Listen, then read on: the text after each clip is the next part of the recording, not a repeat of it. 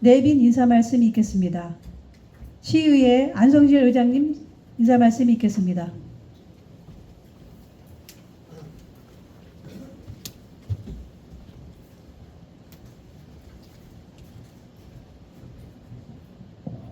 예, 반갑습니다. 의장 안정렬입니다.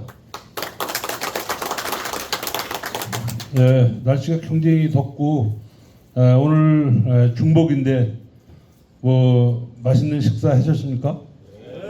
예, 맛있는 거 드셔야지 또 여름 또 나니까. 아까 누가 물어보시더라고. 오늘 뭐 드셨냐 하니까 58년 뭐 먹었다 그러더라고요. 예, 그래서 제가 오늘 보니까 58년 개띠들이 안 보이더라고. 예. 예, 오늘 디지털로 바꾸는 우리 농업의 미래 특강 열리게 된 걸 진심으로 축하드립니다. 저는 오늘 송재훈 우리 농업기술 원장님이 하시는 줄 몰랐어요. 오늘 원장님 오실 것 같으시면 제가 일찌감치 와가지고 같이 이제 우리 차담도 해고 그래야 되는데 저는 그냥 일반 우리 디지털 강사님이 하시는 줄 알고 왔더니 우리 성기술 원장님이 이렇게 직접 오셨습니다. 오늘 또 여러분들을 또 같이 제가 최우석 의원을 또 왜 들고 왔냐면 어제도 모시고 왔지만은 이 농업을 자꾸 인식을 시켜야 돼요. 우리 최우석 의원한테. 왜냐면은 그전에는 농업 우리 의원들이 3명 있다가 저 혼자 하나 아닙니까 요새는. 그러니까 자꾸 이제는 또 저 삐뚤어 나가는 사람이 있을까봐 아주 이제 각인을 시키려고 제가 또 오늘 우리 운영위원장님을 이렇게 모시고 왔습니다. 우리 오늘 또 이렇게 행사에 우리 강사로 오신 우리 기술원장님 또 원익재 우리 안성 기술센터 소장님 언제 오신 지 얼마 안 됐는데 이렇게 또 오셨고 우리 정재현 우리 농촌지도자 우리 안성시 연합회장님 고진숙 우리 생활개선 회장님 백승엽인가?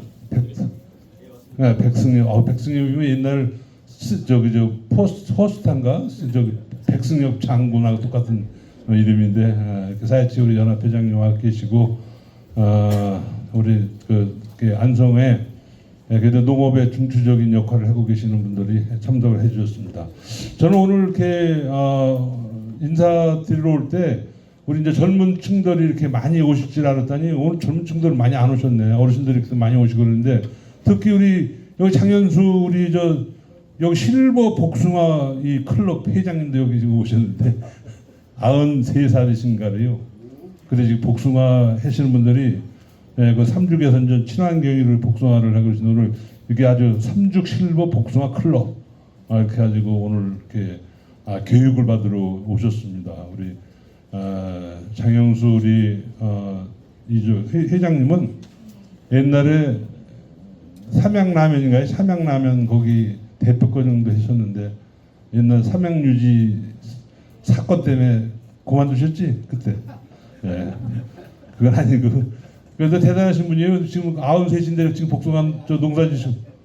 93은 아니셔? 최원성 씨가 93이셔? 아이 그래도 90은 넘으셨잖아. 안 돼? 90.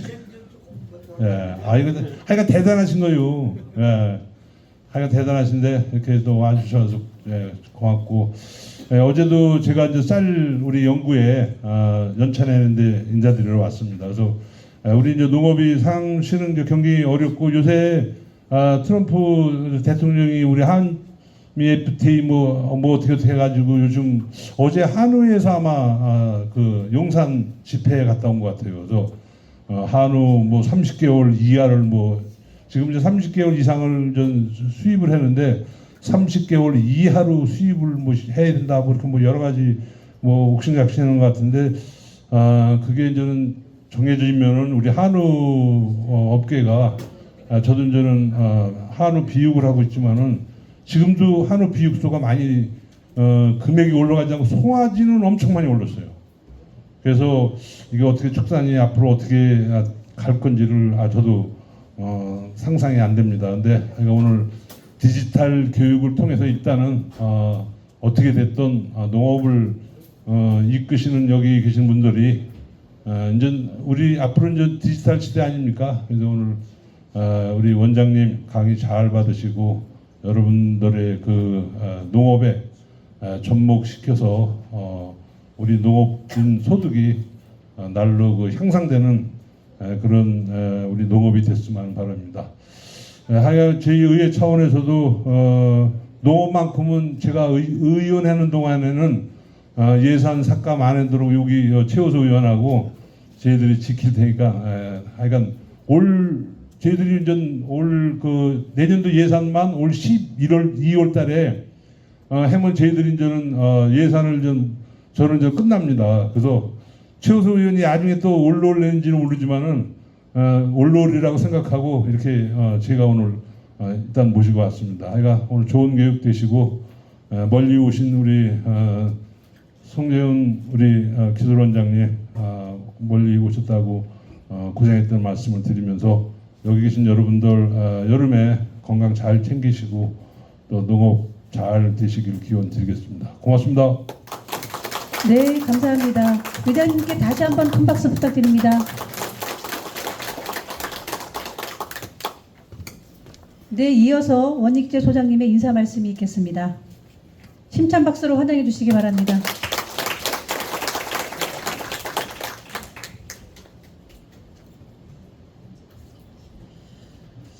안녕하세요. 안성시 농업기술센터 소장 원익재입니다.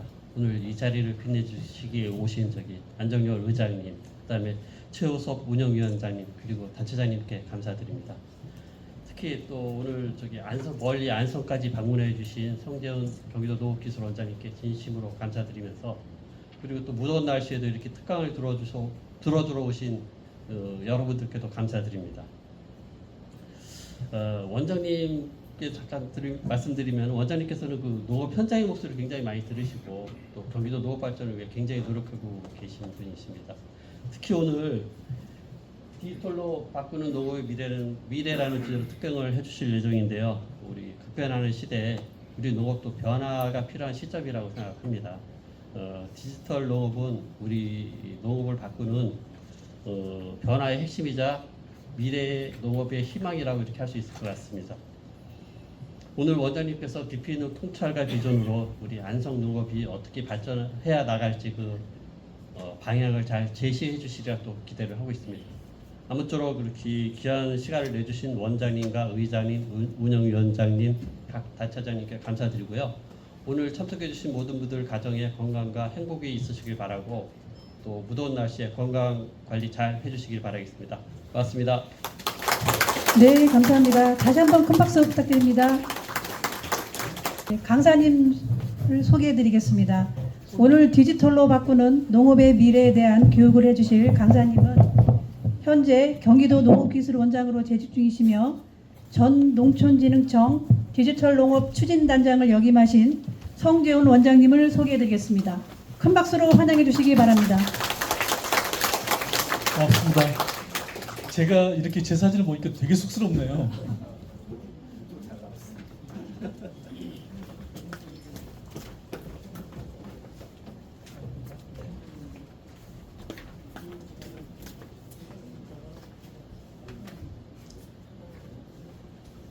자, 우리나라 태권도 선수가 상대방이 어디를 차고 있다고요 지금? 어깨 바로 위에 목을 차고 있잖아요. 그래서 이게 목차입니다. 목을 차고 있으니까 목차잖아요. 근데 목차는 한자니까 깨끗한 우리말로 차래. 제가 이걸 일부러 준비한 이유가요. 올해가 광복 80주년입니다. 우리가 일본으로부터 광복한 지 80주년 됐는데 우리는 근대화 과정 중에서 본의 아니게 일본의 지배를 받아가지고 근대 기술 중에 일본말이 굉장히 많습니다. 그래서 이걸 하나라도 좀 찾아서 없애자는 것을 말씀드리고 대해서 일부러 목차를 한번 넣어봤고요. 자, 오늘 제가 이렇게 말씀드릴 거예요. 농업의 현주소, 우리나라 농업하면 지금 답답합니다. 답답한 현실을 좀 일단 설명을 드리고 우리뿐만이 아니고 외국도 어떻게 좀 바뀌고 있어요. 근데 농업뿐만이 아니고 전체적으로 세상이 어떻게 바뀌고 있다. 거기에 따라서 우리나라하고 외국은 농업이 어떻게 바뀌고 있다. 그 중에 집중해서 데이터 쪽으로 우리가 이렇게 가고 있으니까 우리도 이렇게 한번 해보면 어떨까라는 말씀을 드릴 겁니다. 특히 그 중에서도 데이터가 바꾸는 농업 미래 이쪽에 제가 시간을 좀 많이 쓰도록 하겠습니다. 이런 이야기 많이 들으셨죠? 20년 전이나 지금이나 농업소득은 똑같다고요. 이건 괜찮습니다. 농업소득은 괜찮은데요. 자, 우리나라 인구 5,200만 명입니다. 그 중에 농업 인구가 다 하면 한 200만 명쯤 돼요. 그러면 대략 한 4%쯤 됩니다. 4% 괜찮아요. 미국은 0.7%고요. 일본이 0.8% 정도 됩니다. 우리나라는 지금 대략적인 목표가 농민 수를 한 50만 명까지 줄이려고 하고 있어요. 지금 200만 명인데 한 50만 명까지 줄이면은 5천만 명에서 50만 명이면 한 1%쯤 되잖아요. 우리나라 정부 목표는 대략 1% 안팎으로 농민 수를 줄일 겁니다. 이건 줄어도 괜찮아요. 농민 수가 준다는 말은 국토의 농지 면적이 줄지 않는다는 조건 하에 농민 수가 줄면은 농민 한 명당 경작하는 규모가 늘어난다는 뜻이라니까 이건 괜찮습니다. 문제는 이런 거예요. 우리나라에서 일하는 근로자의 평균 연령이 44살입니다. 44세예요. 그러면 이 사람들은 10년 뒤에는 어떻게 될까요? 비슷해요. 왜냐하면 이분들이 퇴직하고 나가고 새로운 사람들이 들어오니까. 지금 농업인들 평균 연령 어떻게 되죠? 68세입니다. 10년 뒤에는 어떻게 될까요? 이분은 78세가 되지만 신규가 안 들어와요. 지속 가능하지가 않습니다. 우리나라 농업은. 지금 아까 사회치 회장님 계신다고 그러는데 이런 분들이 거의 없어요. 65세 이상 비중이 이미 절반을 넘었습니다. 더 심각한 거. 자, 서울대학교 조용태 교수인데요. 자, 오른쪽에 그래프가 하나 뜰 건데 이 그래프 잘 봐보십시오. 그래프에 보면 연도가 나옵니다. 연도 2100년을 봐보십시오. 이거 지난 정부 때 대통령한테 보고됐던 자료입니다. 2100년이 되면 우리나라 인구가 2천만 명이 안 됩니다. 그래서 제가 물어봤어요. 정태 교수한테. 야, 요즘 회사에서 그러지 않냐? 얘 한 명 나면 뭐 1억 주고 2명 나면 5억 주고 3명 나면 뭐 10억 준다며. 얘 나면 돈 그렇게 주면은 얘 낫지 않을까? 라고 제가 이야기를 했어요. 그러니까 정태 교수가 무식한 소리 하지 말래요. 아니 돈 주면 되잖아. 얘 낳겠지. 제가 이렇게 말하니까 무식한 소리 하지 말래요. 가임 기간 여성, 그러니까 애를 낳을 수 있는 여성의 나이대, 그 나이대 수가 적대요. 아까 의장님 58년 개때 말씀하셨잖아요. 우리나라 인구 통계를 보면은 1958년 때 가족당 남녀 결혼해가지고 애 낳는 게 7.8명인가 그래요. 그때 제일 많았어요. 지금 쭉 떨어지고 0.72명이잖아요. 58년 개띠 때가 제일 많았고요. 그 유명한 58년 개띠가 쭉 줄었어요. 둘이 결혼해가지고 0.72명이니까 혼자가 0.72명이 아니고요. 이 가임 여성 수가 줄어들기 때문에 돈을 아무리 100억을 줘도 애를 낳을 수가 없대요. 어떡할 겁니까? 다행히 안성은 조금 늘고 있더라고요. 지금 아직 20만이 조금 안 되는데 우리가 18만에서부터 몇 년 전부터 이렇게 19만 얼마까지 안성은 늘고 있어요. 우리나라 국민이 뽑은 최고 국가 난제는 인구 변화이다. 자, 세 번째. 아니, 떠나서 이제 두 번째. 오늘 엄청 덥죠? 자, 지구 온난화하고 기후 변화는 다릅니다. 지구 온난화는 지구 땅 속에 있던 이산화탄소 가스가 밖으로 빠져나와서 그게 우리가 석유를 뺐건 뭐 쟁기를 했건 어쨌건 간에 밖으로 빠져나와 가지고 지구 대기권 안에 머물러 가지고 온도가 올라간 게 온난화고요. 기후 변화는 이게 폭염, 폭설, 폭우 이런 변화 폭이 심한 게 기후 변화고요. 근데 온난화는 꼭 나쁘다고 볼 수는 없어요. 따뜻해지면 식물이 자라기 좋으니까요. 근데 이게 식물마다 재배 적정한 온도가 있다고요. 사람은 체온이 36.5도잖아요. 여기서 2도 올라가면 병원에 가고 4도 올라가면 사람 죽고 그러잖아요. 식물도 자기한테 좋은 온도가 있어요. 그 온도가 올라가 버리면은 식물의 품종을 바꾸거나 식물 자체를 바꿔야 돼요. 자, 경기도 내 주요 작목 사과, 포도, 인삼 재배 적지 변화. 제가 사과만 한번 볼게요. 2010년 때 19만 3,426헥타였대요.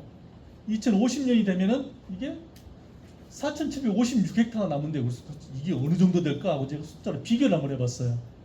그랬더니 97.5%가 없어지는 거예요. 경기도 내에서 사과 재배 적지가 지금부터 정확히 말하면 2010년부터겠지만은 지금부터 25년 뒤에 2050년이 되면은 2010년에 97.5%가 없어진대요. 이건 우리가 어떻게 할 수 없어요.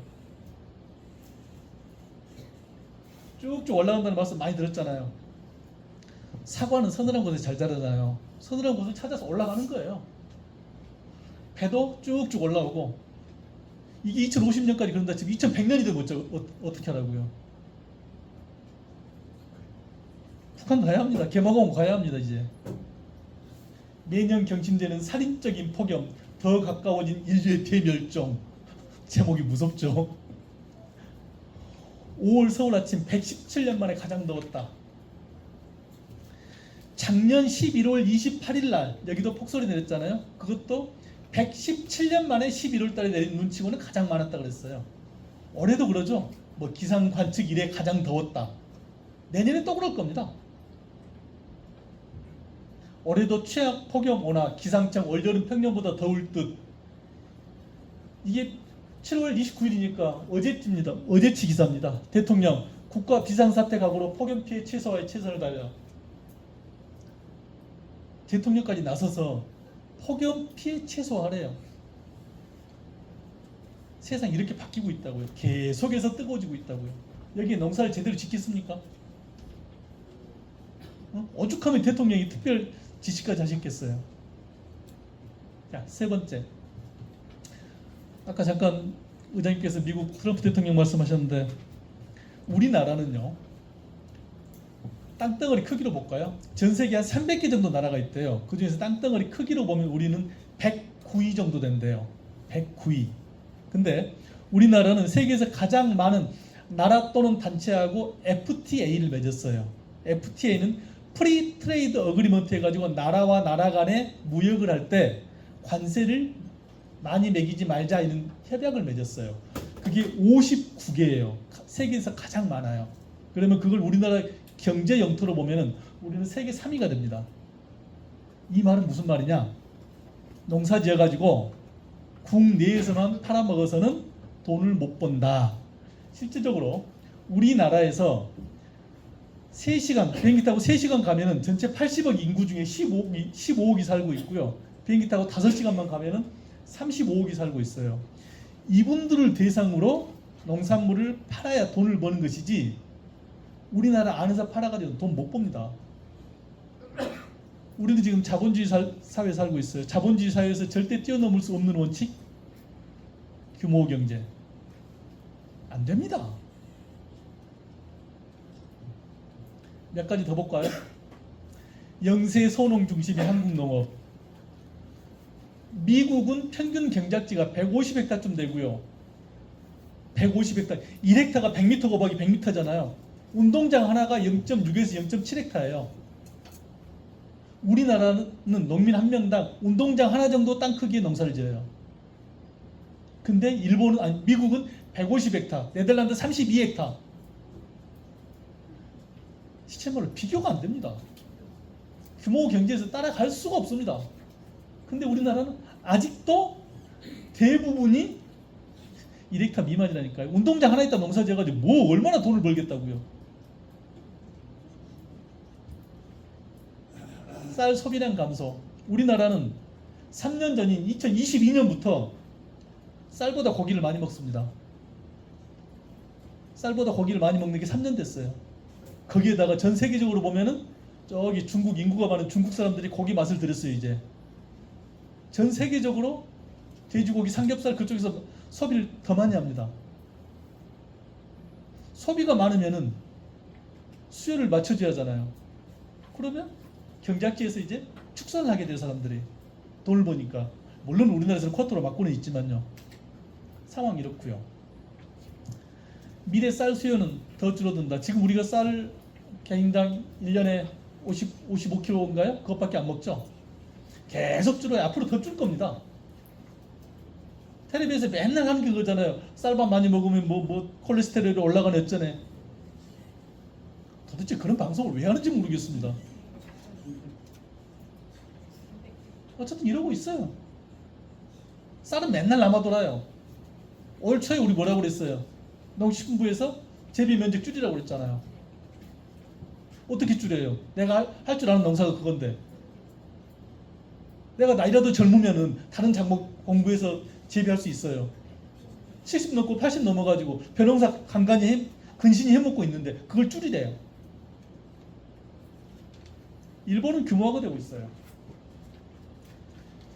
직접 집약화를 하고 있는데, 자, 우리나라는 1헥타 100m 곱하기 100m 단위로 경지정리가 돼 있다고 그랬죠. 일본은 2헥타 단위로 100m 곱하기 200m로 경지정리가 돼 있어요. 근데 이것도 일본은 이렇게 합치고 있어요. 그래야 규모화가 돼서 기계 한 대 가지고 농사 지면은 경제성에 맞대요. 일본은 이렇게 점점 규모화하고 있는데 우리는 어떻게 하고 있어요? 우리는 볼까요? 농업 경영체. 우리 농민들은 지금 그 사업자 등록을 안 합니다. 우리나라 농민들은 사업자 등록을 안 하는데 그것도 문제가 좀 있어요. 우리 코로나 때 소상공인들은 전부 다 좀 어느 정도 국가 지원을 받았어요. 농업 못 받았어요. 왜요? 사업자 등록을 안 했잖아요. 농민들은 소득 파악이 안 됩니다. 여러분들 이번에 그 민생 회복 소비 쿠폰 받으셨잖아요. 거기에 보면 뭐라고 써 있어요? 어디에 가서 이거 쓸 수 있고 어디에 가서는 쓸 수 없다고 돼 있는데 그 기준이 뭔 줄 아세요? 소상공인 거기는 가서 쓸 수 있고 소상공인이 아닌 데는 가서 쓸 수 없어요. 소상공인 기준이 1년 매출액이 30억입니다. 여러분들 문자 받은 거에 보면 그렇게 써 있어요. 1년 매출액 30억 이하에는 소상공인이니까 가서 써도 돼요. 우리 농업에서 30억 벌 수 있습니까? 자, 농업 경영체. 왜 농민 수는 줄는데 농업 경영체는 늘죠? 농민 수는 줄는데 왜 농업 경영체는 늘어요? 일본은 농민 수가 줄니까 농업 경영체 수가 줄어요. 도대체 이건 왜 그럴까요? 네? 직불금. 그렇죠. 혜택 보려고요. 네. 경영체한테 주니까. 근데 앞으로는 경영체한테도 이것도 바꿔야 돼요. 조금 더 한 번 더 이야기하겠지만 우리나라는 지원 정책의 기본이 농지 단위로 돼 있어요. 이 농지는 이 땅은 무조건 농사를 지어야 한다. 근데 네가 농사 지을 때 힘드니까 국가가 지원해 줄게. 베이스가 농지예요. 이것도 바꿔야 돼요. 이러니 점점 규모에서는 쪼개지는 것이고 여기는 점점 합쳐지는 것이고. 우리나라 식량 자금률 25%입니다. 우리나라 식량 자금률은 25%를 넘지 못합니다. 명백합니다. 왜? 우리나라 땅덩어리는 대략 1000만 헥타쯤 됩니다. 1000만 헥타. 그 중에서 산림이 대략 700만 헥타쯤 됩니다.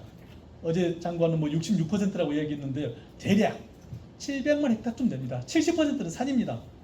자, 나머지 300만 헥타. 그 중에서 300만 헥타를 반으로 나눈 150만 헥타는 집, 도로, 공장 이런 겁니다.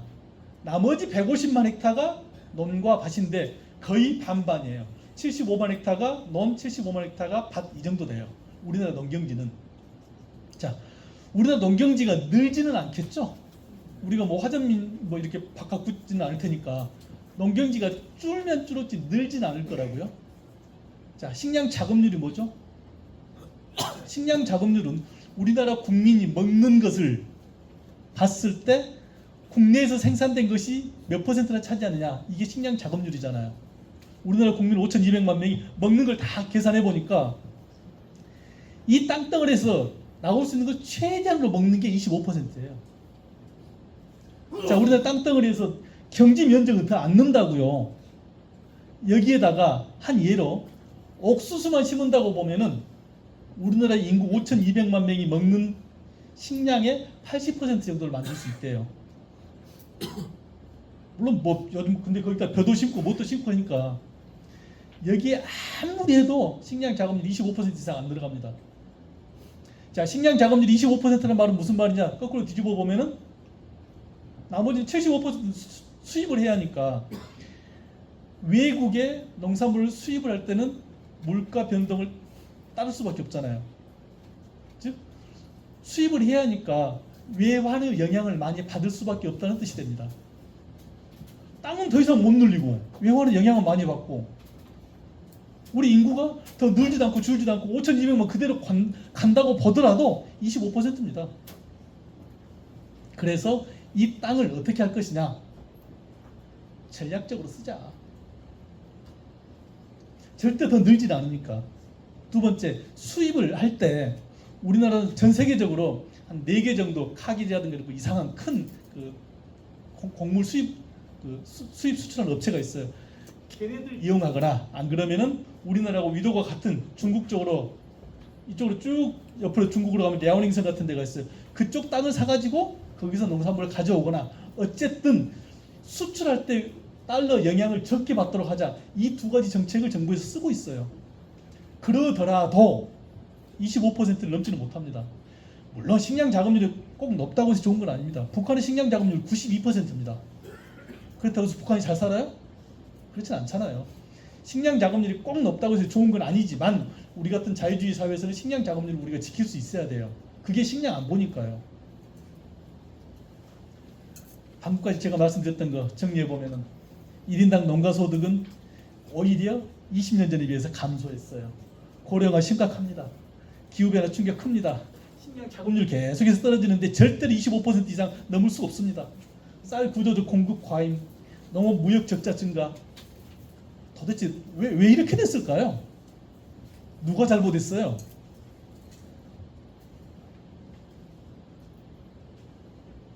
이건 제가 어제 과기부에 가서 제가 발표했던 자료입니다. 농민들한테 물어봤어요. 농업인들이 전망하는 한국 농업의 미래 비관적. 농업 경영의 위험 요소 계속 커진다. 농사 짓기 힘들다. 기후변화로 인한 재해 대응책 별다른 대책 없다. 농업인들의 기후변화 체감도 엄청 힘들 것 같다. 이게 2년 전에 나왔던 자료예요. 출처가 농업인들이 전망할 한국 농업의 미래 농촌경제연구원에서 나온 거예요. 과기부 사람들이 잘 몰라가지고 제가 과기부 사람들한테 가서 이거 설명하고 왔습니다. 또 동시에 제가 이 설명도 했어요. 농업이 정말 어렵다. 근데 농업이라고 하는 것은 1차 산업, 그러니까 자연으로부터 인간이 먹는 걸 생산을 해서 이걸 누가 먹느냐? 우리 국민이 먹잖아요. 우리 작년에 2024년에 농업 어려움을 한 큐에 쫙 보여줬습니다. 자, 식량작물, 벼, 과일 중에서 제일 많이 먹는 사과. 우리 한국인들 김치 안 먹고 못 살잖아요. 김치. 이 세 가지가 작년 한 해 우리 농업의 어려움을 다 보여줬어요. 먼저 벼 볼까요? 벼멸구라는 놈. 비례해충이라고 그러죠. 중국에서 날아오는 비례해충입니다.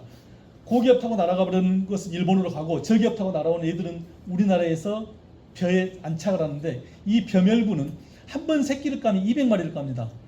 그리고 그 새끼가 또 새끼를 까면 200마리가 또 200마리를 깝니다. 4만 마리가 됩니다. 얘들이 또 200마리씩 깝니다. 그럼 몇 마리죠? 8천만 마리인가요? 이렇게 늘어요. 우리나라에서 벼멸구는 보통 3번 정도 알을 까요. 그러면 그동안에 계속 그랬기 때문에 우리가 방제를 잘해요. 근데 작년에는 엄청 더웠어요. 더우니까 벼멸구가 알을 4번 깠어요. 작년에. 한 번 더 깐 거예요. 그거 가지고 작년에 난리 났잖아요. 전라남도, 전라북도 벼멸구 때문에 얼마나 피해 많았어요. 날씨 때문입니다. 두 번째, 사과. 여러분들도 기억하실 겁니다. 작년 2024년이니까요. 24년 초에 3월에 날씨가 따뜻했어요. 그러니까 3월 말 4월 초부터 사과꽃 피기 시작했어요. 그래서 사과꽃이 싹 나왔는데 4월 17일 날 설이 내렸습니다. 20 며칠을 또 내렸습니다. 그래서 자연 적과가 너무 많이 돼버렸어요. 그래서 수확량이 줄었죠. 작년 사과 한 알에 5,000원 하니까 난리가 났습니다. 배추는 재배 조건이 일단 배추는 서늘한 곳에서 자라는데요. 25도가 돼야만이 결구가 돼요. 알이 차요. 지금 밖에 온도가 아마 한 35도쯤 되나요? 밖에 온도가 대략 그 정도 될 거예요. 이게 25도 이하로 내려가야 알이 차는데 결구 배추가 되는데 작년에 우리 기억하십니까? 추석에 반팔 입고 다녔습니다. 우리 작년에 엄청 더웠어요. 배추가 알이 안 차요. 녹아버려요. 그 서늘하다는 고랭지로 올라가도 25도가 안 됩니다. 그래서 작년에 배추 때문에 얼마나 또 힘들었어요. 올해도 비슷할 겁니다. 이 더운데 고령지에서 배추가 되겠습니까? 안 됩니다. 올해도 또 배추 파동 또 옵니다. 알고도 당해야 돼요. 작년 한 해 이 세 가지를 동시에 보여줬어요. 누구 때문에? 사람 때문이 아닙니다. 기후변화 때문입니다. 기후변화에 제대로 대응을 준비를 못했기 때문에 그럽니다. 다 이놈 때문입니다. 이놈, 이 나쁜 놈. 근데 이걸 어떻게 할 방법이 없습니다. 우리가 뭐 화력발전소 안 돌릴 겁니까? 자동차 안 타고 다닐 겁니까? 나 혼자 뭐 전기 안 쓴다고 해서 끝날 일이 아니잖아요. 한마디로 정리하면 우리나라 농업은요, 농업 생산 구조하고 관련 제도가 옛날 거 해가지고 발전할 수가 없습니다. 방금 말씀하신 구조는 소농, 소규모, 규모화가 안 된다고 그랬잖아요. 관련 제도, 식량 생산 지원, 조금 이따 제도 이야기는 한 번 더 하겠지만 거듭 말씀드리지만 농민이 이 땅에서 농사 지는데 가난하니까 비료값을 지원해 줄게. 대부분 농지 지원이에요. 언제까지 국가에서 이렇게 지원해 줘야 돼요? 이 제도 이대로 가면은 절대로 첨단 기술 시장에 들어설 수가 없습니다. 한마디로 지금 세상은 디지털 시대인데 아날로그 제도 가지고 정부에서 밀고 있는 겁니다. 이건 바로 바꿔야 합니다. 도대체 누가 이렇게 해놨을까요? 거듭 말씀드리지만 농민은 죄 없습니다. 농민이 아니 죄. 농민이 무슨 잘못을 했는데? 농민은 일 개인입니다. 개인이 국가 제도한테 대들 수 없어요. 대들어 봐야 지가 깨집니다. 저희 아버지, 저는 고향이 해남입니다. 지금 그 좁은 땅떼기 짓고 계시는데 농민은 국가한테 대들 수가 없습니다. 힘이 없어요. 물론 여러 명이 잘못을 했기 때문에 이렇게 문제가 커졌고 이 문제를 해결하는 방법이 쉬웠다면 이미 해결했겠죠. 쉽지가 않으니까 지금 여기까지 온 겁니다. 그러면서 세상이 갑자기 바뀌어버린 겁니다. 앞으로 제가 이제 인공지능 이야기를 조금 할 겁니다. 세상이 갑자기 바뀌어버렸어요. 빅블러. 예전에 한 20년 전에 세탁기 중에 퍼지 세탁기라는 게 있었어요. 지금은 이제 퍼지 세탁기 없어졌습니다만은. 퍼지가 무슨 뜻이죠? 퍼지 세탁기에서 퍼지. 아까 어떤 회장님이 복숭아 좋아하신다고 그랬죠. 복숭아 위에 난 털을 퍼지라고 그래요. 그러니까 복숭아 싱싱한 거 보면 털이 많잖아, 이렇게 보면. 그래서 어디까지가 털이고 어디까지가 복숭아인지 명확하지가 않잖아요. 사과는 이렇게 깔끔하고 이게 사과가 아니고 이거 사과다 이렇게 알 수 있는데, 사진을 찍어놓으면 금방 아는데 복숭아는 잘 모르잖아요. 이거 명확하지 않은 그런 뜻이에요. 그게 퍼지라는 뜻이에요. 그래서 퍼지 세탁기는 세탁기한테 무조건 세탁기 ON 하면은 뭐 30분간 물 들어가고 30분간 돌리고 이게 아니고, 때가 얼마나 끼었는가 봐가지고 31분 돌릴 수도 있고 35분 돌릴 수도 있고, 이렇게 정해지지 않고 그때그때 약간 상황에 달리 대치한다. 그게 퍼지라는 뜻이고, 그게 인공지능 거의 초반이에요. 요즘 또 새롭게 블러라는 말이 뜹니다.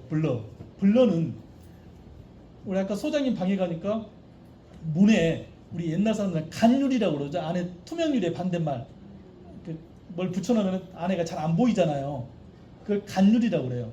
그런 식으로 명확하게 잘 안 보이는 거, 보이긴 보이는데 명확하지 않은 거, 이걸 블러라고 그래요. 근데 빅블러 하면은 산업 간의 경계가 명확하지 않는 거예요. 조선업이건 공업이건 농업이건 상업이건 구별이 명확하게 안 되는 걸 요즘 빅블러라고 그러는데요. 왜 그 말을 쓰느냐면은, 자, GPS는 잘 아시는 것처럼 국방용으로 미국에서 만들었습니다. 근데 이 GPS가 어디서 제일 많이 쓰여요? 농약하는데 제일 많이 쓰여요. 요즘 트랙터, 여러분들 트랙터뿐만 아니고 자동차에도 다 GPS 들어가 있잖아요. 우리나라에서 생산되는 트랙터 76마력짜리 이상은 전부 다 GPS가 다 들어가 있어요. 심지어 작년부터 생산되는 이항기, 올해 말고 작년부터 생산되는 이항기도 GPS가 들어가 있고, 이항기는 한 달에 3,800원씩 통신요금도 내고 있어요. 물론 모르시죠 여러분들은. 왜? 대동에서 5년치를 선납을 해버리고 2달치밖에 안 하니까. 왜냐하면 2항은 2달이면 끝나잖아요. 아무리 길어봐야. 그래서 사람들은 잘 모르지만 대동에서 나온 2항기는 GPS 신호 받으려고 통신요금도 내고 있어요. 이 사람 누군지 알죠? 일론 머스크. 좀 죄송합니다만 또라이예요. 이 사람. 두 가지가 또라이입니다. 화성하고 수금지와 목토 천해명할 때 화성하고 알파벳 X, A, B, C, D, X, Y, Z 할 때 X. 이 X를 그렇게 좋아해요. 그래서 아들 이름이 X입니다. 실제입니다. 아들 이름이 X인데 이 사람이 X를 좋아하는 이유가 X가 각계표가 아니고 곱한다는 뜻으로 X를 정말로 좋아해요. 그리고 또 화성을 좋아해가지고 지구 인간들을 화성으로 이주시키는 게 이 사람 목표예요. 이게 화성 온실입니다. 이 사람이 아이디어 냈던 게 물론 정확히 말하면 이 사람이 아니고 이 사람 선배겠지만 이런 거예요. 지금 우리는 달 날아갈 수 있죠. 우리 기술로 지금 지구상 기술로 달 날아가는데 3일이면 가요.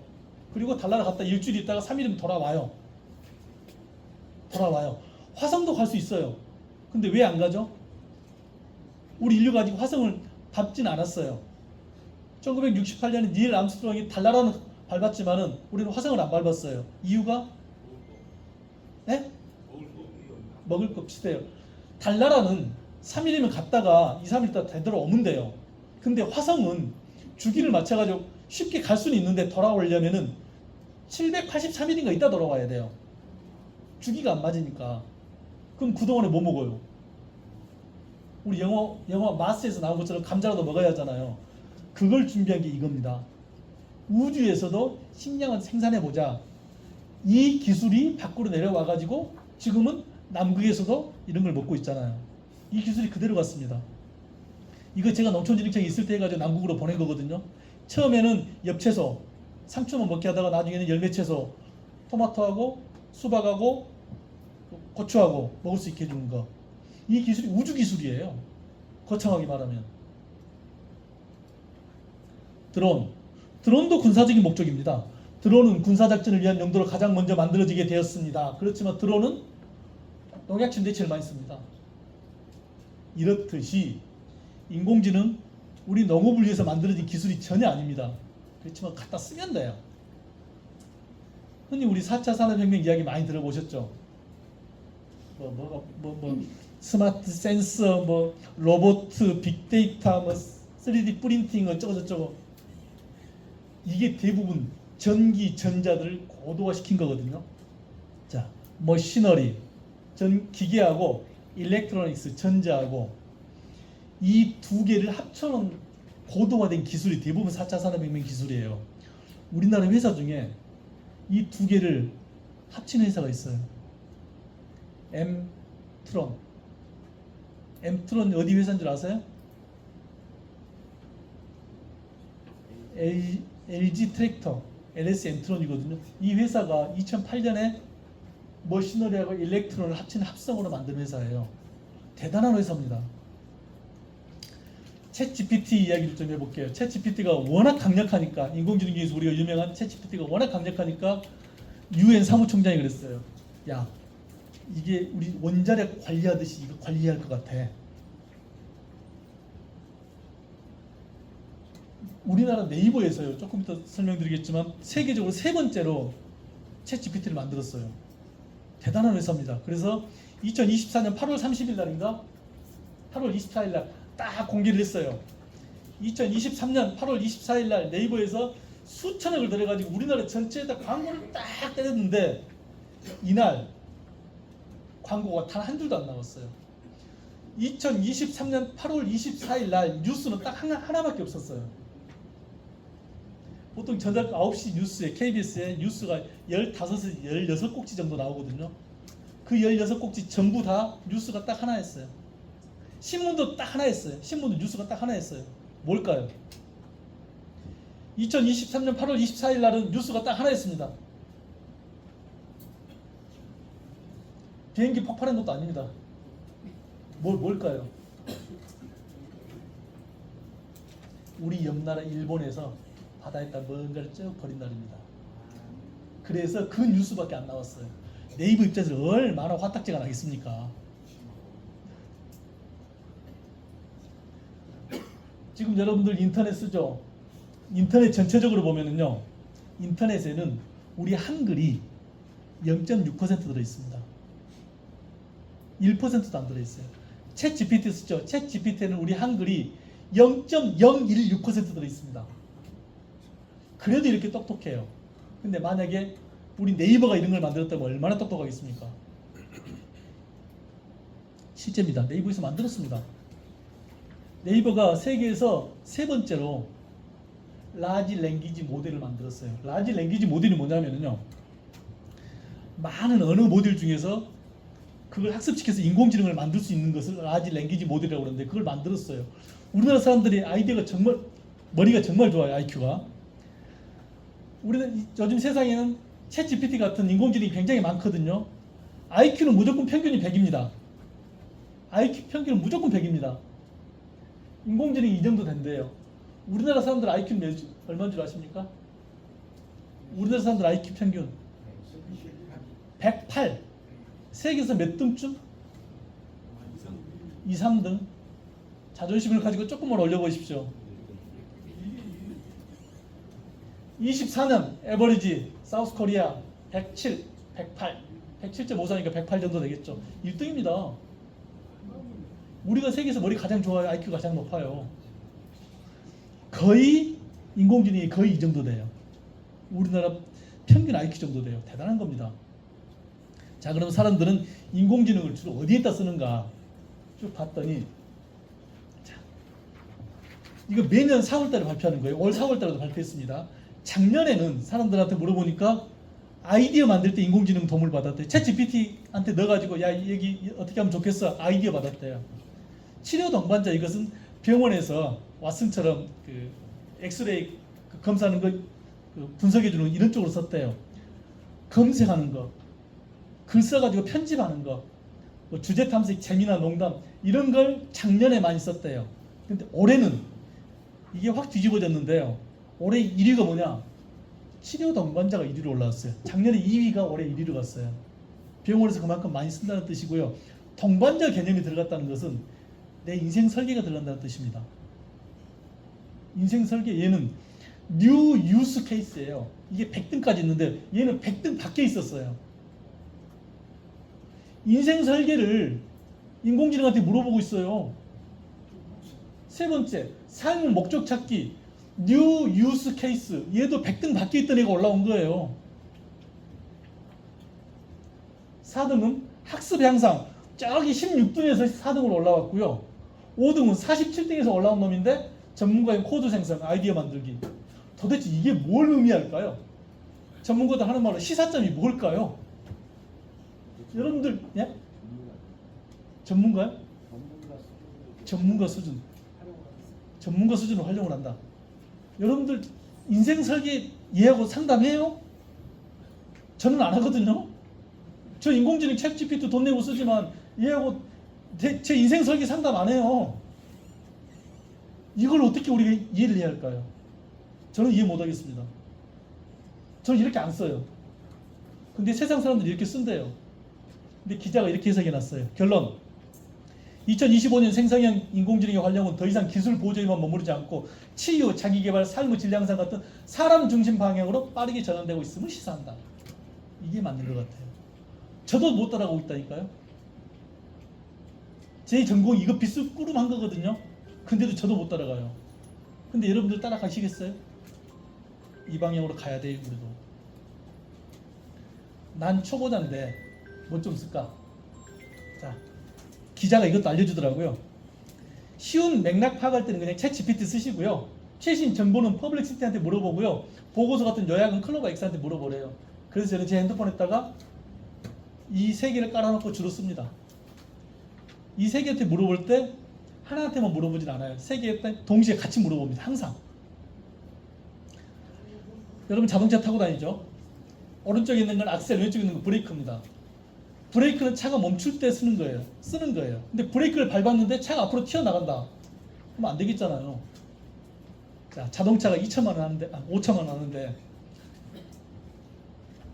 10번에 2번 정도는 브레이크를 밟았는데 앞으로 튀어나갑니다. 3천만 원 깎아줄게요. 그 차 사시겠습니까? 10번에 2번인데 안 사시겠죠? 저도 안 살 것 같아요. 100번에 2번이면요.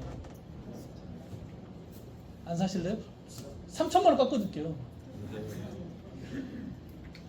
1000번에 2번이요. 그래도 안 사요? 1억 번에 한 번. 저는 안 살 것 같아요. 왜? 생명하고 관련돼 있으니까. 단 한 번이라도 실수하면 단 1%라도 이게 지금 0.2%고 이게 아마 뭐 예를 들어서 0.0001%쯤 되겠죠. 이렇게 실수할 가능성이 있어도 저는 이 차 안 살 것 같아요. 근데 지금 우리가 쓰고 있는 챗 GPT 환각이라는 건 인공지능이 잘못 판단하는 거 환각이라고 그러거든요. 자, 챗 GPT의 환각률이 몇 %쯤 될까요? 챗 GPT가 거짓말을 몇 %쯤 할까요? 50%요? 3, 40%요? 아니, 자동차는 뭐 0.01만 돼도 안 하는데 50%를 거짓말을 한다고요, 얘가? 그거 어떻게 써요? 어르신 정말 대단하십니다. 챗 GPT 환각률 48%입니다. 50%는 거짓말하고 있어요. 챗 GPT만 그런 거 아닙니다. 다른 것도 마찬가지입니다. 다 20, 30% 하고 있습니다. 제가 이 말씀을 드리는 이유는 챗 GPT 하나만 믿지 말라는 뜻입니다. 퍼블릭시티도 쓰고 콜라베스도 쓰고 같이 비교를 해보세요. 절대 얘만 믿으면 안 됩니다. 얘는 50%를 거짓말하고 있습니다. 제 말이 아니고 기사에 나온 겁니다, 이거. 자, 네이버에서 만든 걸 제가 소개해 드릴게요. 네이버에서 잘 만들어 놨어요. 여러분 이거 안 쓰시는 것 같은데 이거 적어 놓으십시오. 클로바-x.naver.com 일이 들어가면요 네이버에서 만든 챗 GPT를 쓸 수 있어요. 공짜로 씁니다. 적어 놓으십시오. 클로바-x.naver.com입니다. 자, 여기 들어가가지고 심지어는 얘한테 그래요. 야, 나 일본 여행 가려는데 2박 3일 일정표 좀 짜줘. 지가 쫙 짜줍니다. 일본 여행 가려는데 일정표 짜달라면 지가 짜줘요. 야, 일본에 가면은 수도권은 한번 가봐야지. 수도권 넣어서 다시 짜줘. 지가 또 다시 쭉 짜줍니다. 야, 그래? 일본에 오랜만에 갔는데 쇼핑도 한번 해야지. 아, 그러면 수도권도 가고 어디 가고 쇼핑하려면 너무 복잡하니까 다른 거 하나 빼고 쇼핑 넣을까요? 지가 다 짜줍니다. 여러분 이걸 개인이 한다고 생각해 보세요. 이걸 네이버 클로바X가 한다니까요. 소버린 AI는 꼭 기억해 두십시오. 소버린이 무슨 말이냐면요, 내 왕국이라는 뜻이에요. 군주, 왕국, 내 왕국. 작년에 참 우리나라는 지금 네이버라든가 다음과 같은 포털이 있어요. 포털은 뭐냐면은 인터넷에 들어가려면은 일단 우리가 먼저 네이버에 들어가서 주소 창을 치잖아요. 그 네이버 같은 거 인터넷에 들어가는 입구, 이걸 포털이라고 그러는데 우리나라는 네이버라든가 다음이 있어요. 일본은 포털이 없습니다. 일본은 포털이 없어요. 그러니까 우리가 네이버가 가지고 라인을 만들어줬잖아요. 그 라인 가지고 일본은 포털을 써요. 그러다 보니까 일본은 라지 랭귀지 모델을 못 만듭니다. 그래서 작년에 이걸 뺏어가려고 그 난리를 쳤었어요. 자, 어쨌든 중요한 것은 우리 문화를 많이 알고 있는 소버린 인공지능이란 국가 고유 역사와 문화 가치관을 기반으로 한 인공지능이 필요합니다. 조금 이따 이것도 다시 이야기할게요. 챗 GPT가 나온 게 2022년 11월 30일입니다. 2022년 12월 달에 챗 GPT한테 독도가 어디 땅 그러면 일본 땅 그랬습니다. 진짜입니다. 2022년 12월 달에 독도가 어디 땅 그러면 일본 땅 그랬어요. 왜? 자꾸 일본 애들이 독도는 일본 땅, 독도는 일본 땅 이렇게 교육을 시켜놓은 거예요, 얘한테. 그런 얘가 답변을 독도는 일본 땅 그러죠. 또 최근까지는 뭐라고 나온 줄 아세요? 독도가 어디 땅 그러면 분쟁지역 이렇게 나왔습니다. 독도가 왜 분쟁지역이에요? 우리 땅이지? 실효적으로 우리가 점거를 하고 있고 역사적으로 우리 땅이잖아요. 근데 그걸 모르는 인공지능이니까 독도는 일본 땅이라고 말한 겁니다. 그래서 우리나라 소버린 AI가 필요한 거예요. 우리 문화하고 역사를 잘 아는 인공지능. 하정우 수석이 네이버에 있다가 이번에 용산에 인공지능 수석으로 들어갔잖아요. 이분 주장이 가장 강력한 게 소버린 AI예요. 아마 이분은 해낼 겁니다.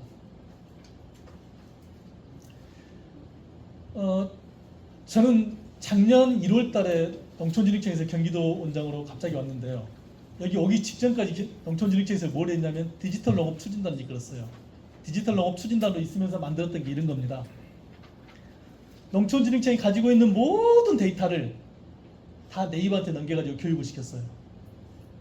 가지고 있는 데이터라는 것은 연구원들이 쓴 연구 보고서, 기술 지도서, 다 전부 다 얘한테 다 교육을 시켜놓고 그 다음에는 청년농들이건 누구건 얘한테 물어볼 수 있도록 이렇게 시스템을 만들어가지고 실제 그 시스템이 구현이 되어 있습니다. 농촌진흥청에 들어가면 농사로라는 게 있습니다. 농사로라는 게 있습니다. 이 농사로에 들어가가지고 새싹이라는 게 있어요. 얘를 딱 치고 들어가면은 이런 게 나옵니다. 무엇이든지 물어보세요. 이게 농업 관련된 것을 지금 학습하고 있는 애예요. 아직은 초등학생 수준이긴 해요. 얘한테 제가 이렇게 물어보면 돼요. 경기도 안성시에서 재배하기 좋은 식량 작물을 추천해 주세요. 그럼 이렇게 답변이 쫙 나와요. 여러분 챗 GPT 써보시면 챗 GPT는 답변을 하는데 이 답변을 어디서 가져왔다는 걸 안 알려줘요. 근데 얘는 이렇게 답변을 하고 어디서 가져왔다는 걸 알려줘요. 이게 중요한 겁니다. 지금 실제 농촌진흥청에 가면 이게 가능하다니까요. 자, 너 과수화상병에 대해서 알고 있어? 화상병이 뭐야? 그럼 화상병에 대해서 쫙 알려줘요. 그래서 제가 좀 복잡한 질문을 해봤어요. 올해 과수화상병이 어떨 것 같아? 라고 하면 지가 뭐 나름대로 쫙 말을 하겠죠. 그래서 야, 올해 과수화상병을 기상청에 들어가서 올해 기상의 장기 예보를 바탕으로 해서 올해 화상병이 어떨 것 같아? 라고 답변해줘. 라고 물어봤어요. 그럼 얘가 뭐라고 답변할까요? 자, 이거 잠시 놔두고요. 실제 1년 전에도 그랬어요. 이순신 장군이 그 일본 애들이 쳐들어왔을 때 그 명랑해전인가 거기서 돌아가셨잖아요. 이순신 장군이 명랑해전에서 거전을 하다가 작전을 못 짜가지고 강감찬 장군한테 편지를 보내가지고 작전을 물어봤대. 그 내용이 뭐야? 라고 챗 GPT한테 물어보면은요, 뭐라고 쫙 나와요. 이순신 장군은 조선시대 사람이고 강감찬은 고려시대 사람이거든요. 편지를 보낼 수가 없어요. 근데 그랬대. 무슨 내용이냐면 얘가 답변을 해요. 챗 GPT는 무조건 답변을 합니다. 그렇게 문법이 짜져 있어요. 모르면 모른다고 해야 돼요. 얘는 모르면 모른다고 합니다. 모른다고 해야 내가 다른 방법으로 찾아볼 수 있어요. 그래서 농촌진흥청에서는 지금 이렇게 만들어놨습니다. 모르면 모른다고 하라고 해놨어요. 지금 경기도 농업기술에서는 이걸 어떻게 활용을 하고 있느냐. 자, 의사들은 요즘 한 서너 시간 동안 집중해가지고 수술하고 사무실 가가지고 수술 일지 쓰잖아요. 요즘 일지 안 씁니다. 귀에다 뭐 꽂고 그냥 말로 하면 다 해줍니다. 여러분 병원에 전화하잖아요. 전화하면은 인공지능이 전화 받습니다. 마치 사람처럼. 어디가 불편해서 오셨어요? 귀 안쪽이 가려운 것 같아서요. 예전처럼 오른쪽이 또 그러세요? 예, 여기 물도 나고 자꾸 가려워요. 어쩌고. 마치 사람하고 대화한 것처럼 하면은 얘는 속으로 이 프로그램, 이 차트를 만들고 있어요. 이걸 의사한테 보내요. 이 앞에 있는 건 의사 선생님이 귀에다 뭘 꽂고 그냥 이야기하는 거예요. 아, 이 환자는 누구고 뭐 때문에 왔는데 혈관 2cm를 자르고 뭘 어떻게 합니다. 라고 이야기하면 수술 일지를 제가 다 써줘요. 자, 이런 걸 농업에 한번 이용을 해보자. 우리 영농일지 쓰잖아요. 영농일지 쓰지 말고 얘한테 시켜보면 어쩔까요? 들고 그냥 말하는 거예요. 그럼 얘가 일지 써줘요. 일지는 그날 써야 하는데 사실 바쁘다 보면 일지가 주지가 되고 주지가 월지가 될 수도 있어요. 그건 괜찮은데 문제는 그날 쓰면은 제가 했던 일을 기억을 하니까 많은 양을 쓸 수 있는데 주지나 월지가 되면은 정보 양이 줄어요. 이게 어제인지 그제인지 헷갈리잖아요. 하루만 넘어가도 우리 헷갈리잖아요. 이렇게 말하면 되잖아요. 이렇게 이미 바꿔놨습니다. 또 이것도 해놨습니다. 우리 다산 정약용 선생님이 편농, 후농, 상농 그랬잖아요. 편농, 편하게 농사짓는 기술, 후농, 돈 버는 기술, 상농은요, 무시받지 않는 기술이에요. 근데 농민을 어떻게 하면 무시받지 않죠? 그래서 이 프로그램을 만든 거예요. 명장 프로그램. 농사 잘 짓는 사람들, 예를 들어서 배 농사 잘 짓는 분이 자기가 배 농사 하는 거 아침에 일어나가지고 내가 몇 시에 일어나서 지금 바람이 이만큼 부니까 뭘 어떻게 했다, 서리가 어떻게 되니까 뭘 어떻게 했다, 이걸 말로 쭉 해요. 그러면 그 사람은 일지가 되잖아요. 하루치가 1년치를 모아놓고 인공지능한테 분석을 해보면은 명장 모델이 나와요. 그러면 농사 이제 막 귀농 귀촌하신 분들도 이 명장 모델 이야기를 들으면서 아, 명장은 이때 이렇게 했구나 라고 참고할 수 있잖아요. 근데 이 명장이 여러 명이 있을 수가 있잖아요. 그럼 이왕이면 내 모델이 더 많이 쓰이기를 바라면서 내가 좀 더 많은 데이터를 여기다 넣어줄 거잖아요. 그럼 내 이름으로 모델이 유통이 되고 나중에 수익이 되면은 나한테 떨어질 수 있도록 그렇게 모델을 만들어서 지금 이미 보급을 하고 있습니다. 그래서 앞으로 경기도도 그럴 거예요. 농촌진흥청이 했던 것처럼 모든 데이터 다 이리 주고, 그 다음에 심지어는 아까 말씀드린 기상청 예측 데이터까지 다 학습을 해가지고 누구든지 얘한테 물어볼 수 있도록. 실제 외국은 이렇게 하고 있고요. 미국도 주마다 대부분 이렇게 하고 있고요. 벤츠는 고급차잖아요. 벤츠가 챗 GPT를 채용을 했대요. 그래서 벤츠 타고 집에 가면서 오늘 저녁에 뭐 먹을까 그러면 얘가 오늘은 뭐 저녁에 뭘 식사하는 게 좋겠습니다 해서 지가 냉장고에서 자동으로 그걸 꺼내가지고 해동을 시켜놓고 뭐 이거 한대요. 오씨, 대단하더라고요. 벤츠가 이러니까 제너럴 모터스도 그냥 있을 수 없다. 우리도 하겠다. 제너럴 모터스가 이렇게 하니까 우리도 한다. 대동도 합니다. 대동에서도 합니다. 아까 말씀드렸지만 지금 현재 팔리고 있는 대동 트랙터 중에서 76마력 이상은요 GPS가 다 심어져 있습니다. 그래서 이 트랙터가 어디 움직이는지 대동에서 다 보고 있습니다. 다 보고 있어요. 그래서 언제 엔진오일 갈았는지도 다 보고 있습니다. 그래서 엔진오일 갈 때 되면 문자 줍니다. 너무 오래 쓰시네요. 엔진오일 가세요 하고. 대동이 지금 하고 있습니다. 우리나라. 조금 다른 이야기인데 지금 우크라이나하고 러시아하고 전쟁하고 있잖아요. 러시아에서 우크라이나 이렇게 들어갈 때 위에 가운데 밑에 이렇게 세 군데 들어갔어요. 밑에서 존디어 트랙터를 많이 훔쳐갔어요. 우크라이나가 이제 도망가 버리니까 러시아 애들이 존디어 트랙터를 가져갔어요. 전쟁 물자 실어놨는 데 쓰려고. 단 한 대도 못 썼습니다. 왜? 그 위치를 벗어나면 시동이 안 걸리게 존디에서 다 잠가버렸거든요. 그 언론 뒤져보면 나옵니다. 자, 농업이 방금 이제 저는 인공지능 이야기했고요. 자, 농업의 인공지능을 접목하는 걸 한번 이야기해 볼게요. 이건 농업 인공지능 대회를 2018년에 네덜란드에서 했어요. 뭘 했느냐? 사람하고 인공지능하고 누가 오이 농사를 잘 짓는가 내기를 한 거예요. 그래서 인공지능은 누가 나왔느냐? 마이크로소프트, 인텔, 텐센트 등 유명한 회사들이 나오고 네덜란드에서 농사 제일 잘 짓는 사람하고 경쟁을 했어요. 인공지능이 하나, 둘, 셋, 넷, 다섯 그리고 사람 한 명. 이 6개 팀이 내기를 합니다. 누가 농사 잘 짓는가. 그래서 지표는 뭐냐? 일단 수확량이 누가 제일 많은가. 수확량 가지고 이윤. 두 번째 인공지능 전략을 누가 잘 잡는가. 세 번째는 지속 가능성. 이거 조금 더 설명을 드릴게요. 이 세 가지를 가지고 이제 내기를 했어요. 실제. 그리고 4개월 동안 농사를 짓습니다. 제가 우리나라는 1회 때 오이 할 때는 못 나가고 2회 할 때 토마토였거든요. 토마토 할 때 우리나라에서 나갔어요. 나갈 때 제가 농촌진흥 전 스마트팜과 개발과 과장할 때 제 직원한테 나가라고 그랬어요. 그랬더니 자기는 농사를 한 번도 안 지어봤대요. 걱정하지 마. 네가 알고 있는 농사 아무리 잘 지은 사람도 농사 70번 이상 안 지어봤어. 그렇잖아요. 20살 때 아니면 10살 때 농사 시작했다고 봐요. 80살이면 70번밖에 안 지어봤잖아요. 1년에 한 번씩 농사 지으니까 야, 너는 한 100만 번 농사 짓고 가자. 그래서 이 친구 120만 번 농사 짓고 갔어요. 실제 김재수 연구사가 120만 번 농사 짓고 갔어요. 가서 내기를 했습니다. 이건 제가 청장님한테 보고 있던 자료예요. 우리가 3등을 했어요. 좀 자세히 설명을 해볼까요? 내기를 할 때 아까 그 하나, 둘, 셋, 넷, 다섯, 6개 있었잖아요. 인공지능 5개하고 사람하고.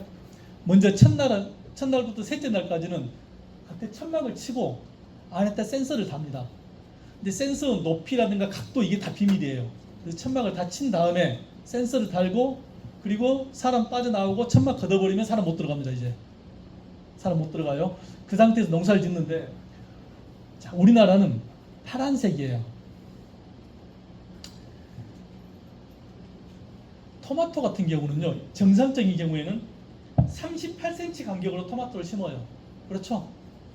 토마토는 38cm 간격으로 심습니다. 그리고 줄기를 쭉 유인해요. 그래서 한 8개월 정도 키워요. 근데 중국 애들은 이게 경기 기간이 4개월이거든요. 이걸 알아요. 그래가지고 얘들은 20cm 간격으로 심어요. 그러면 지속 가능 점수가 깎여요. 왜? 그렇게 농사를 안 지으니까. 지속 가능 점수가 깎이더라도 지속 가능 점수는 20%고 수확량이 50%잖아요. 그래서 수확량에서 이겼어요. 우리나라는 정말 정직합니다. 25cm 간격으로 정말 정직하게 심었어요. 25cm 간격이 아닐 겁니다 아마. 우리나라가 어쨌든 밀도가 제일 낮게 심었어요. 착실한 사람들. 데일라이트, 광량 이거 할 때 삼성전자 연구원을 모시고 갔어요. 그때 밖으로 나오기 전에 연구 중인 LED 등을 가져갔어요. 그래서 광량을 굉장히 세게 했어요. 정말 잘했어요. 세게 잘 하다가 이때 또 수학을 했거든요. 수학할 때 왜 광량을 줄였는지 모르겠어요. 농업 하시는 분들은 알아요. 수학철에는요, 광량 1%가 수확량 1% 증가로 이어집니다. 근데 왜 광량을 줄였는지 모르겠어요. 아마 농사 안 지어봐서 그럴 겁니다. 온도. 이것도 참 멍청한 짓이에요. 토마토는요, 어떤 경우에도 22도 이하로 내려가면 안 됩니다. 그래서 프로그램을 짤 때 옆에 온도가 어쩌고 뭐가 어떠건 간에 토마토는 22도 이하로 내려가면 안 되도록 기본값을 설정을 해놔야 하는데 우리는 그걸 안 했어요. 그래서 일정 구간에서 22도로 밑으로 내려가 버렸어요. 이 영향이 끝까지 갑니다. 그래서 수확량을 못 따라잡았어요. 이산화탄소 농도, CO2 가격 얼마 되지도 않아요. 지구 온난화에는 안 좋지만 식물 내기 할 때는 많이 썼어야 했는데 이게 뭐 그리 중요하다고 이렇게 아꼈는지 모르겠어요. 참 자연을 너무 생각했나 봐요. 아꼈어요. 순위 결국 이것저것 따져가지고 우리는 한 3등밖에 못했었는데요. 그래도 대단한 겁니다. 2위대에 나가서 우리가 3등을 했다는 건 대단하고요. 얼마 전에 사회대회 했어요. 이제 끝났습니다. 5월달에 끝났는데 우리 사회대회 할 때 우리나라 사람이 무려 2등하고 3등을 했어요. 대단한 거 아니에요? 더 제가 대단하다고 생각하는 것은 한 팀이 2등을 하고 한 팀이 4등을 했는데 점수 총합을 하니까 2등하고 4등인데 여기서 IPM Integrated Pesticide Management 그러니까 해충 이 프로그램이 발전해가 갑자기 해충이 나오는 상황을 준 거예요. 그때 어떻게 반응하는지를 짰는데 우리나라가 1등을 했습니다. 이게 해충 우리나라가 1등을 했어요. 그러니까 우리나라 사람들이 머리도 엄청 좋고요. 이런 데 가면 절대 안 집니다. 전 세계적으로 네덜란드에서 이렇게 인공지능 농사짓는 대회까지도 하고 있어요. 전 세계적으로는요 똑같습니다. 사회는 저출산으로 생산 연령 인구 감소하고 고령화 심화되고 있고 전 세계적으로 똑같습니다. 환경, 기후변화 가속화, 탄소 중립 글로벌 패러다임으로 대두되고 있고 정치, 국가 간 갈등 지금 우리도 한 서너 군데에서 지금 두세 군데에서 전쟁하고 있죠. 경제, 코로나19 그때 당시에 지금도 경제, 코로나19 경제에 바닥친 게 지금까지 가고 있죠.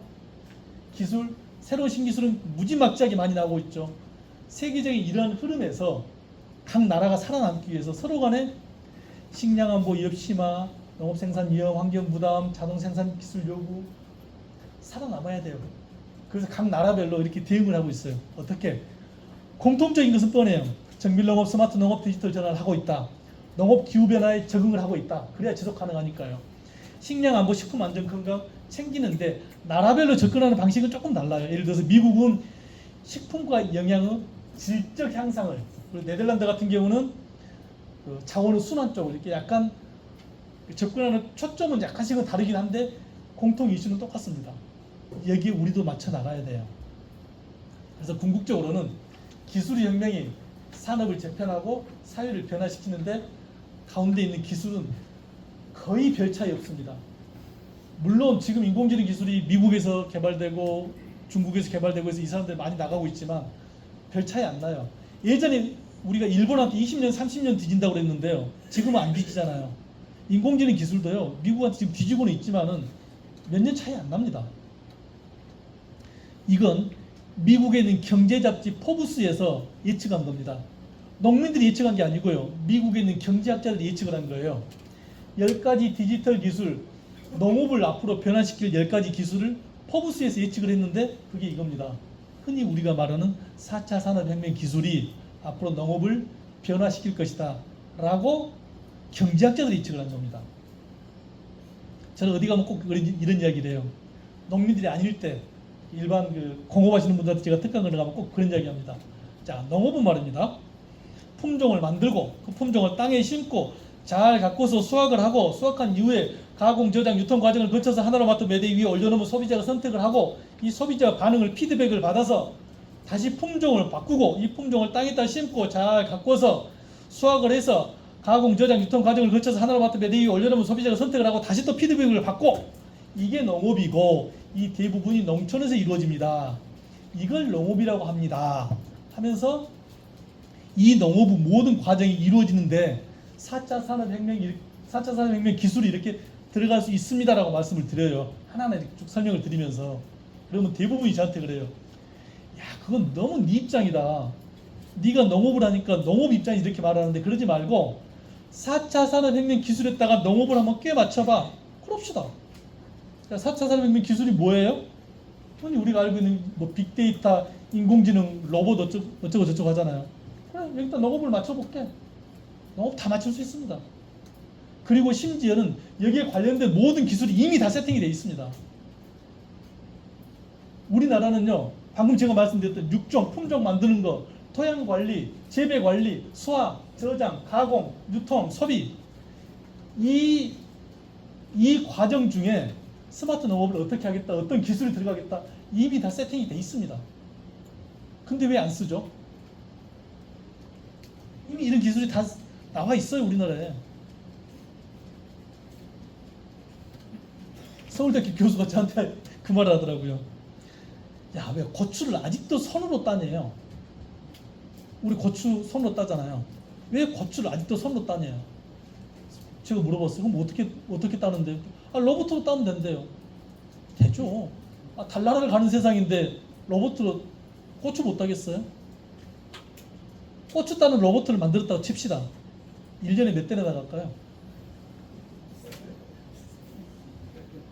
안 나갑니다. 우리나라는요, 작년부터 이항기 생산을 대동에서밖에 안 합니다. 아까 LS 엔트론이라든가 다른 데는 이항기 생산 자체를 안 해요. 구보다라든가 얀마 이 새끼 걸 사다가 팔아요. 그게 내 이윤이 남으니까.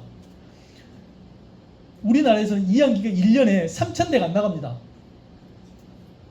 1년 전체에 우리나라 다 해가지고 이항기 3,000대가 안 나가는데 대동만 이항기를 만든다고 그랬잖아요. 대동이 1년에 600대 판매합니다. 이항기 600대 팔려고 라인을 만들어야 돼요. 무슨 수지가 남겠습니까? 다시 또 말씀드립니다. 규모 경제. 트랙터는요, 금형을 쓰지 않습니다. 무슨 말이냐? 자동차는 금형이라는 걸 써가지고 한 10만 번 금형을 찍어내고 뭐 금형이 버려지면 금형을 바꾸고 다시 한 10만 번 찍어내고 이래요. 자동차는 찍어내면 돼요. 근데 트랙터는 한 모델당 10만 대 나갈까요? 안 나갑니다. 그래서 금형을 안 쓰고 FRP를 성형해서 씁니다. 트랙터는 다 수작업입니다. 금형을 하자니 10만 대가 나가야 금형을 하죠. 그래서 농기계가 비싼 겁니다. 농기계 비싸다고 욕하면 안 됩니다. 대동도 먹고 살아야죠. 요즘 경기도에서는요, 이런 일도 합니다. 여러분들 코로나 때 mRNA 주사 맞았죠? 그러니까 그 예방주사는, 우리 독감 예방주사는 뭐냐면은 WHO 세계보건기구에서 올 겨울에는 어떠한 독감 바이러스가 유행할 것 같습니다라고 발표를 해요. 예를 들어서 3월달에 발표를 하면은 제약회사에서 그 바이러스를 죽일 수 있는, 아니 그 바이러스를 만들어요. 아주 약하게 만들어가지고 여기다 넣어주는 게 백신이에요. 예방접종이에요. 근데 그게 바이러스가 2종류면 2가 백신, 3종류면 3가 백신 해가지고 바이러스를 약하게 만들어서 여기다 넣어줘요. 그래서 몸이 적응을 한번 해보고 겨울에 진짜 그 바이러스가 왔을 때 퇴치시킬 수 있는 게 이게 예방주사예요. 근데 갑자기 코로나라는 놈이 태어났네. 시간이 없어요. 이걸 만들 시간이 없어요. 그래서 어떻게 했죠? 코로나 백신을 디지털로 돌렸습니다. 그래서 mRNA라는 말씀 들어보셨을 거예요. mRNA는 RNA 리보핵산을 M이 앞에 있는 M이 메신저예요. 어떤 놈이 말을 제일 잘 듣는지를 디지털로 돌려가지고 봤는데 RNA가 잘 깨져요. 그래서 그 RNA는 마이너스 196도 상태로 유통이 됐었어요. 우리 코로나 때 그거 기억나죠? 뭐 상온에다가 유통해가지고 다 폐기하고 마이너스 196도로 유통한것 뭐 녹여서 맞고, 그걸 동물에다만 쓰는 게 아니고 식물에다도 한번 써보자.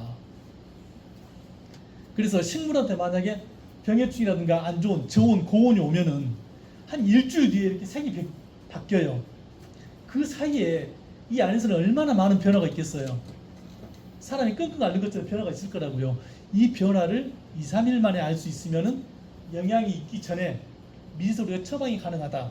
그래서 강원도, 경기도, 충남, 전북 이래가지고 4개 도를 엮어가지고 세계 최초로 mRNA를 식물에도 쓰고 있습니다. 이게 경기도에서 지금 하고 있습니다. 그 다음에 이건 연천에도 하고 있는데요. 연천은 콩이 파주 장당콩 할 때 그쪽입니다. 콩하고 저희가 만든 벼를 연천에다 드렸어요. 이게 잘 되고 있는지를 인공위성으로 판단합니다. 그래서 지금 연천에 계시는 분들은요, 월수금 오후 2시가 되면 문자가 딱 옵니다. 월수금 오후 2시가 되면 문자가 딱 옵니다. 오면서 이렇게 옵니다. 농가 상태 보면 농가 성장률, 이건 작물 상태가 좋으면 100%, 작물 상태가 안 좋으면 70% 이 정도 나와요. 그리고 자세히 보면은 농경지가 나오고 농경지에 들어가면 사진도 볼 수 있게 나오는데, 지금 현재는 상태가 100%가 좋은 건데 70%밖에 안 됩니다. 이렇게 나오고 현재 연구 중인데 내년부터는 그러니까 이렇게 처방하십시오라고 처방전까지 붙을 겁니다. 현재는 처방전은 안 붙은 상태로 연천 농민들에게 거듭 말씀드립니다. 월, 수, 금 오후 2시에 문자가 이렇게 갑니다. 디지털 농업 많이 들어보셨죠? 스마트팜. 지금 화성에서 스마트팜 처음부터 하고 있습니다. 지금 우리 2학기 할 때 측조 시비 하죠. 모내기 할 때 2학기로 측조 시비 하고 있잖아요. 그것도 별량 시비 기계가 있습니다. 별량 시비 기계 가지고 측조 시비도 하고, 수확량 모니터링 장치가 붙은 콤바인이 있어가지고요, 위치별로 여기는 수확량이 많이 나오고 적게 나오는 걸 위치별로 5m 곱하기 5m로 따로 측정을 해줍니다. 그래서 내년에 여기다가 비료를 많이 줄지 적게 줄지를 다 계산해 주는데요. 이걸 우리나라에서 최초로 지금 경기도 화성에서 하고 있습니다. 경기도 농업기술원이 나서서 하고 있습니다. 혹시 동영상 한번 돌려주실래요? 자, 이건 가상이에요. 실제 이렇게 되고 있지는 않은데 가상인데요. 자, 제주도에서 물을 키운다고 봅시다. 인공위성으로 제주도를 쫙 보면은요, 이 밭에서 물을 키우고 있는데, 인공위성으로 보면은 현재 이 밭의 배수 상태, 질소 상태, 뭐 무 생육 상태, 이게 다 나와요. 무가 잘 자라고 있는지 못 자라고 있는지. 얘만 보이겠어요? 이 옆에 있는 밭도 있을 거잖아요. 그 옆에 있는 밭도 같이 볼 수 있어요. 인공위성이니까 크게 볼 거잖아요. 같이 다 봅니다. 이 뒤에 밭만 보겠어요? 제주도 전체를 볼 수 있습니다.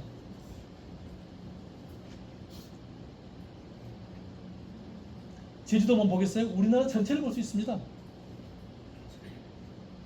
그래서 만약에 지금 같은 경우에 올해 지금 배추 가격이 좀 심각할 것 같잖아요. 올 여름 배추가 많이 안 나올 것 같잖아요. 그러면 미리서 5월 달쯤에 우리나라 위도를 쭉 옆으로 쭉 밀어가지고 중국에 있는 랴오닝상에다가 미리서 거기다 우리가 땅을 사가지고 배추 심는 거예요. 그리고 가져오면 돼요. 그렇게 할 수 있도록 인공위성을, 농업용 인공위성을 올 말 또는 내년 초에 농촌진흥청에서 쏘게 될 겁니다. 자, 이제 아직까지는 제가 다른 이야기였고, 제가 하고 싶은 이야기는 이겁니다. 데이터. 농업의 미래는 이쪽에서 얘가 찾을 수밖에 없어요.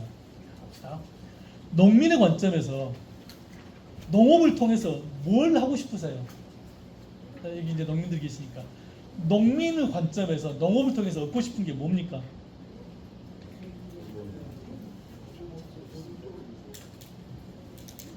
(250년) 전에 정약용 선생님이 그런 말씀하셨죠. 삼농, 아까 말씀드렸던 편농, 후농, 삼농. 그 중에서 제일 중요한 건 일단은 돈 버는 거예요. 누가 뭐래도. 우리가 자본주의 사회잖아요. 인본주의, 사람이 근본인 인본주의가 아니고 이것이 근본인 자본주의 사회니까 우리는 이걸 버려야 돼요. 뭐 당연한 겁니다. 농업은 일단 돈이 돼야 돼요. 자, 달리 관점을 바꿔서 소비자 관점에서는 농업을 통해서 뭘 얻고 싶으세요? 안전한 먹거리. 세상에 없는 게 싸고 좋은 놈입니다. 세상에 싸고 좋은 건 없습니다. 세상에 없습니다. 그건. 우리나라는 국민소득이 지금 3만 불이 넘잖아요. 안전한 먹거리를 안정적으로 공급받기를 원해요. 소고기 한 근에 10,000원을 해도 좋은데 한 근에 10,000원을 했으면 계속해서 10,000원 비슷하게 오되 깨끗하다는 걸 내가 믿을 수 있어야 한다. 사과 하나에 5,000원 해도 좋다. 근데 이게 안전하고 깨끗하다는 걸 믿을 수 있게 해다오. 안전한 농산물을 안정적으로 공급해달라는 게 소비자들이 원하는 겁니다. 그리고 하나가 더 있어요. 네? 이거 좀 이따 하기로 합시다. 정부 관점에서는 뭐 다 아는 거고요. 정부는 지속됩니다.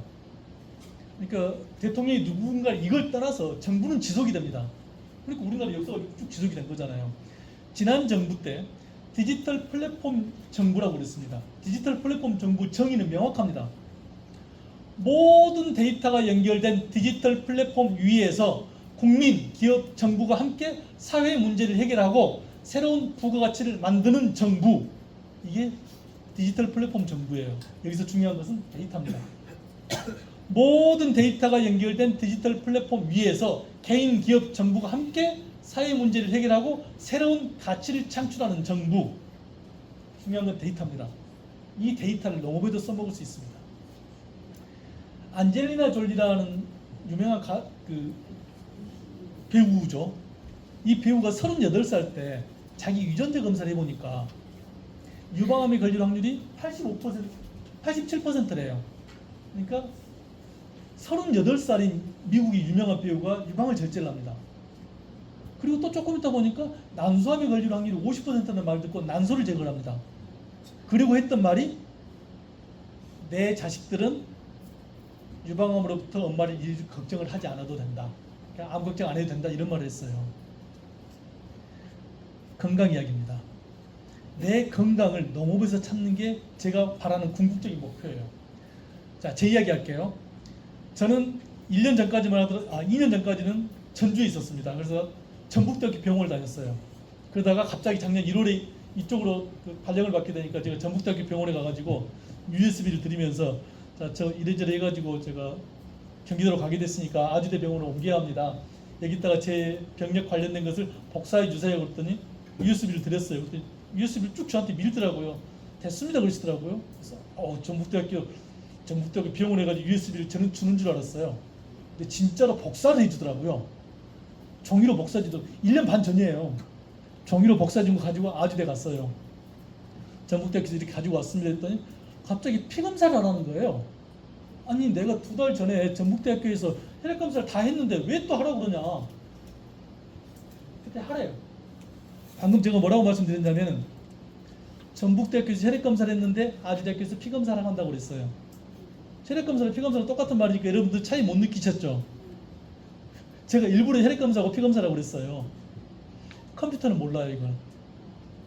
그래서 지금 우리나라 수준은 병원 용어 12개를 통합시키는 그 과정에 있어요. 혈액 검사하고 피 검사가 같다는 걸 모른다니까 이 멍청한 애가. 또 제가 전북대학교 병원에 가가지고 혈압을 쟀어요. 자, 우리나라 병원은 4단계가 있습니다. 1차 동네 의원, 2차 병원, 경상 몇 개 이상, 3차 병원, 4차 병원은 상급 병원이라고 그래요. 이 상급 병원은 우리나라에 48개밖에 없습니다.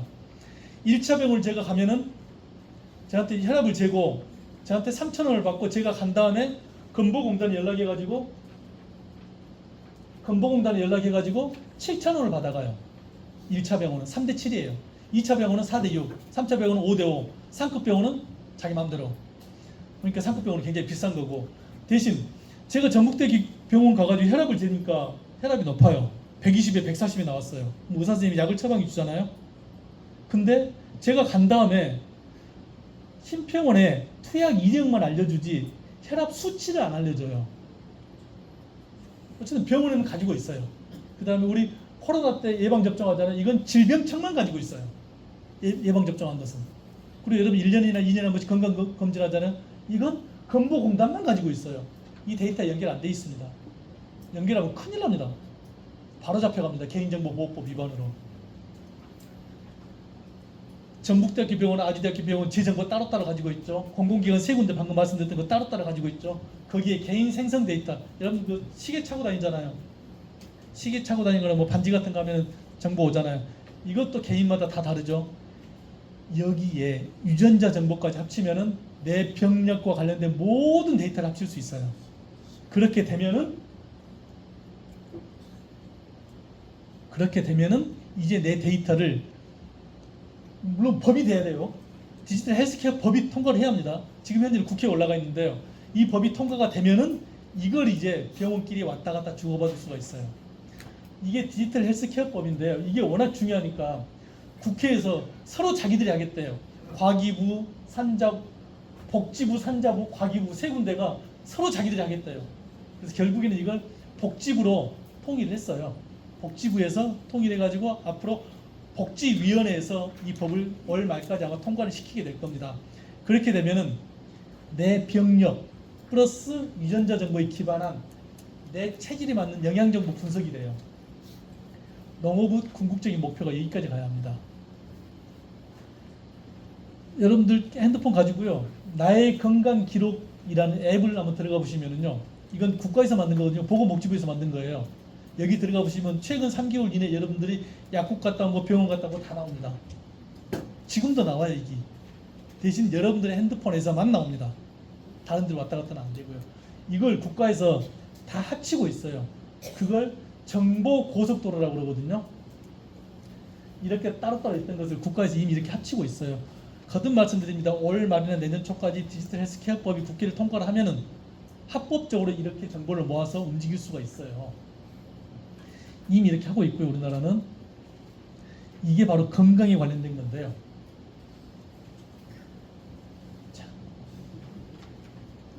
저에 대한 유전자 정보 그리고 제 병력 이걸 알면 여기에 적합한 맞춤형 영양 정보를 분석해낼 수 있고 이 영양 정보를 알면은 내 개인 정보에 기반한 맞춤형 품종을 만들 수 있어요. 개인 맞춤형 품종, 개인 맞춤형 품종을 재배할 수 있는 공간, 재배 조건, 거기에 맞게 내 체질에 맞는 농산물을 생산해서 이걸 규격화시키면 개인 맞춤형 식단이 되겠죠. 이론상이에요. 일단 이게 가능해요. 자, 그리고 정기적으로 유전자 검사를 한 번만 하면 되니까 정기적으로 피드백을 해주면 자동으로 내 건강 관리가 되는 게 제 기본적인 목표인데요. 여러분들 제가 이 말씀 드리니까 다 안 믿길래 제가 경기도 농업기술 원장으로서 실제 실천하고 있는 걸 말씀드릴게요. 제 유전자 정보를 분석을 했습니다. 조금 이따 제가 공개해 드릴게요. 제 유전자 정보를 분석을 했고 직원들한테 희망자만 유전자 정보를 검사를 해주려고 그래요. 이게 얼마인지 가격도 제가 알려드리겠습니다. 내 유전자 정보 기반해서 필수 성분 분석이 가능해요. 예를 들어 제가 위암에 걸릴 확률이 몇 %다 그러면 위암 걸릴 확률이 높은 사람은 무엇을 먹으라고 이미 나와 있어요. 이미 나와 있어요. 거기에 맞게 식단을 짜야 돼요. 예를 들어서 저 같은 경우는 시금치를 한 달에 200g을 먹어야 하는데 200g 먹는지 안 먹는지 어떻게 알아요? 그래서 부자들은 매일매일 그 식판 밥을 주문해서 먹겠지만 저는 그렇게 못 하잖아요.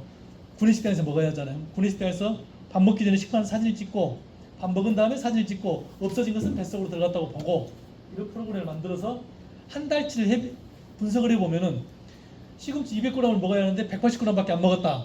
그러면 20g 부족하잖아요. 20g을 근처에 있는 로컬 푸드로 연락을 해요. 그래서 로컬 푸드에서 자동으로 주문이 들어갈 수 있도록 그래놓고 수시로 내 혈압 같은 걸 체크하면서 병원에 알려주는 거죠. 유전자 검사를 한 번만 하면 되니까 앞으로는 이제 저건 안 해도 될 거잖아요. 자, 이건 제가 가서 어디 유전자 검사는 병원에서 하는 거 아닙니다. 회사에서 합니다. 이 회사에 가가지고 제가 제 목표를 설명을 드렸더니 저한테 서약서를 쓰라고 그러더라고요. 제가 서약서를 썼어요. 이거 보이죠? 이게 유전자 검사 키트예요. 제가 유전자 검사 키트를 가지고 제가 유전자 검사를 했습니다. 지금부터 제 유전자 검사 결과를 알려드릴게요. 우리나라는 유전자 검사를 하면은 질병과 관련 있는 것은 바로 알려주고 관련 없는 것은 바로 알려주고 질병과 관련 있는 것은 의사를 통해서만 알려주게 돼 있어요. 근데 미국은 유전자 검사를 하면은 질병과 관련 있건 없건 다 알려줘요. 지금부터 제가 알려드린 것은 질병과 관련 없는 겁니다. 제가 삶의 만족도가 높대요. 저 성실한 사람이래요. 괜찮죠? 중성지방이 좀 높대요. 이건 뭐 질병과 관련 있는 건 아니니까. 제가 지능도 높대요. 이건 좀 이상해. 저 노래 잘 못하는데 음악적 재능이 있대요. 저는 운동을 정말로 싫어하거든요. 저는 진짜 운동은 숨쉬기 운동하고 세번 운동밖에 안 해요. 뭐 테니스, 뭐 배드민턴, 골프 아무것도 안 합니다. 운동하면 저는 죽을 것 같아요. 그렇게 싫어요. 이게 나오더라고요. 운동 후 회복 능력 낮음, 하체 강도 약함, 체력 낮음, 이게 제 거예요. 그러니 제가 테니스를 어떻게 치겠습니까? 이게 나오더라고요. 이건 질병과 관련 없는 겁니다. 질병과 관련 있는 거. 방광암하고 골다공증을 조심하래요. 자세히 들어가 보니까 제가 방광암에 걸릴 확률이 75%래요. 안젤리나 졸리는 유방암에 걸릴 확률이 87%라고 그랬죠. 저는 방광암에 걸릴 확률이 75%예요. 그럼 안젤리나 졸리는 이러면 되는데 그럼 저는 어떻게 해야죠?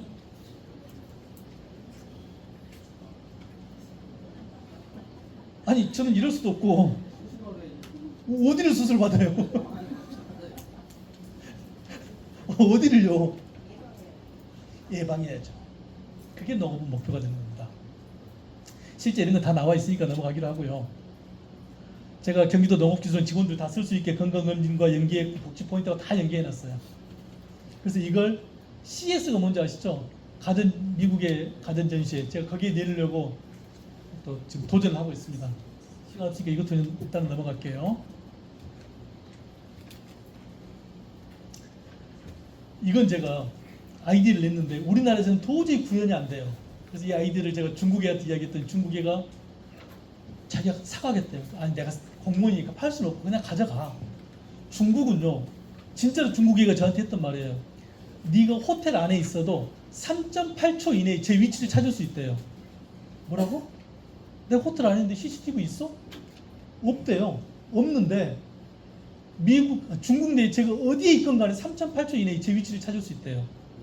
중국은 공산주의 국가니까 이 CCTV 카메라가 워낙 발달되어 있어요. 걔 지금 이거 쓰고 있거든요. 자, 제가 그랬어요. 제가 혈압이 있거든요. 혈압이 높아요.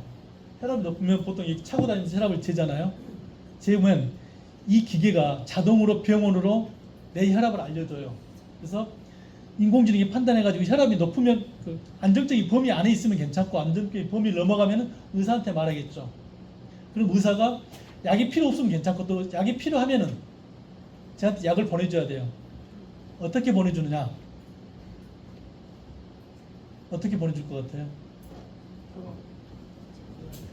우리나라 병원이 1, 2차 병원에서는 약국을 둘 수 없고 3차 병원부터는 약국을 둘 수가 있어요. 그러니까 이 사람이 바로 처방을 하고 여기 3차 병원이라고 보고 약을 자기가 바로 조제할 수 있어요. 조제해서 저한테 어떻게 보낼까요?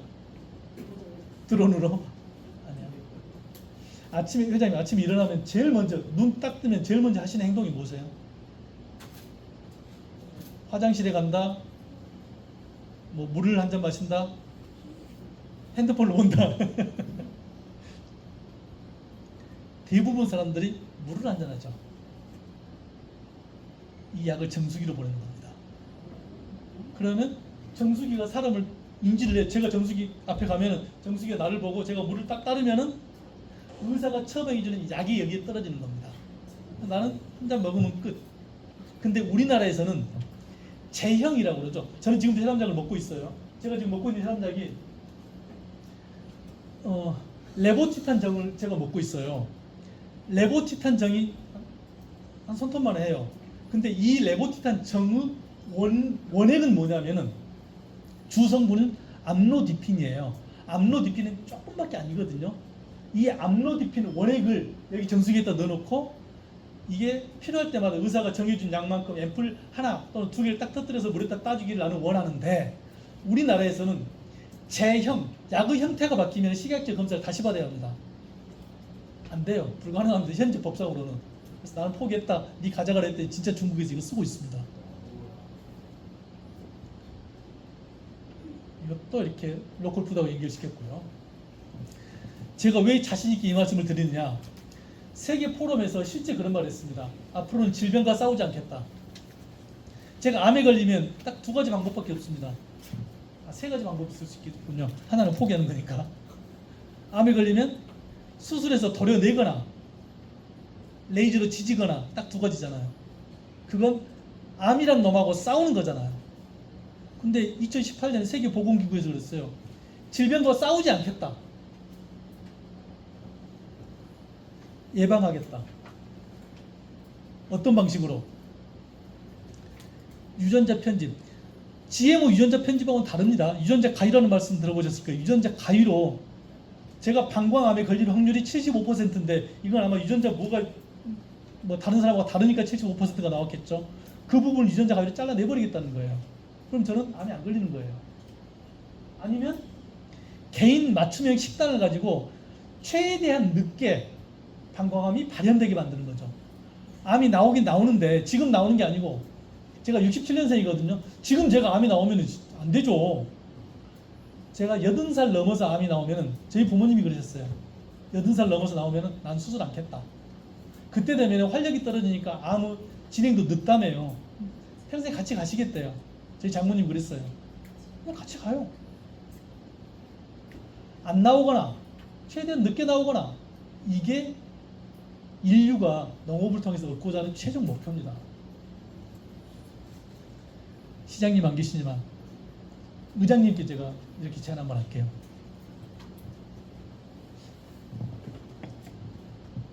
희망하는 안성 시민을 유전자 정보로 분석하는 거예요. 시민이건 국민이건 개인 맞춤형 식단을 만들어주는 거예요. 여기에 들어가는 모든 농산물은 안성시 로컬푸드에서 전부 다 들어가는 걸로 하고 자 그럼 돈이 얼마 들 것인가? 유전자 검사 비용이요. 제가 할 때 15만 원 들었어요. 지금은 3만 원이면 됩니다. 안젤리나 졸리가 유전자 검사할 때는 2,700만 원 들었어요. 지금은 3만 원이면 됩니다. 안성시민 20만이 조금 안 되거든요. 지금 19만 명이거든요. 이 중에서 한 10,000명만 잡고 3만 원이면 3억입니다. 3억 가지고 유전자 검사해서 그 사람의 체질에 맞는 식단을 안성에서 나오는 로컬 푸드 걸로 연기를 시켜준다. 이건 국내 최초, 세계 최초입니다. 없습니다. 이제. 이 이야기는 제가 해남군청에서 딱 처음 했습니다. 제 고향이 해남입니다. 그래서 농업은 예전에는 그랬어요. 새로운 품종 만들고 뭐 새로운 기계 만들고 다 옛날 거고요. 요즘은 그런 거 안 합니다. 미래는 이렇게 가야 합니다. 결국에는 건강한테 맞춰야 합니다. 농업부 방향전환 아직까지는 그랬어요. 농업은 생산자를 위한 농업 정책이었어요. 농민이 일하기 힘드니까 비료값을 지원해준다. 농민이 가난하니까 이거 해줘야 한다. 초창기 처음 서두에서 말씀드렸듯이 토지 베이스, 땅 베이스로 농민이 이렇게 어려우니까 지원해준다. 이게 농업 정책이었는데 앞으로는 지금 안 합니다. 앞으로 농민을 위한 정책이 아니고 소비자를 위한 정책으로 바뀝니다. 소비자들이 이걸 원하니까 이걸 생산을 한다. 농민의 개념도 바꾸려고 노력을 하고 있습니다. 지금 현재 농민의 개념은 뭐 300평 이상의 뭐 벌통 몇 개 이상이면 농민을 인정을 해주고 보험료 깎아주고 이러잖아요. 이 농민을 바꾸자. 어떻게? 내가 논농사를 지어서 아니면 밭농사를 지어서 자식이 오면 트렁크에다가 마음껏 실어줄 수 있고 내가 쌀 안 사 먹고 내 친구들한테 쌀 선물할 수 있을 정도로 농사 짓는 사람하고 5헥타 이상 농사 짓는 사람하고 분리를 하자.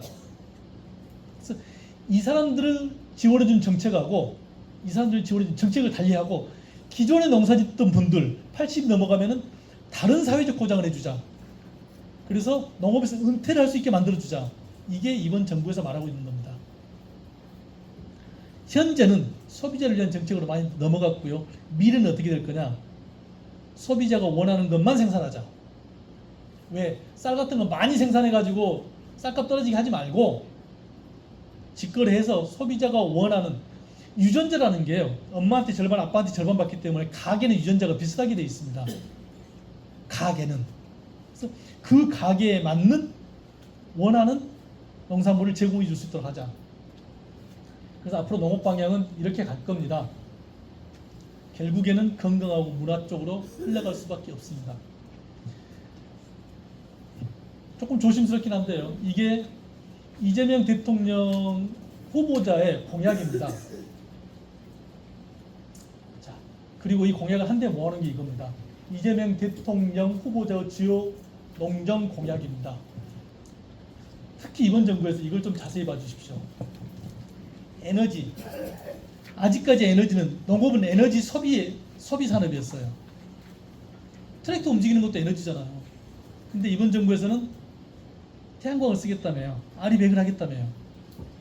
실제 저희 해남집은 농사 안 지어도 돈이 나와요. 태양광을 해놨거든요. 그 돈 꽤 쏠쏠하게 나와요. 법적으로도 지원도 많이 해준대요. 이게 어떻게 되고 있는지 꼼꼼히 한번 보시고요. 예전에는 개별 기술이었는데 지금은 패키지화가 됩니다. 예를 들어서 예전에는 종자 따로, 비료 따로, 뭐 따로 했는데 지금은 다 패키지화해서 쓸 수 있도록 제공이 돼요.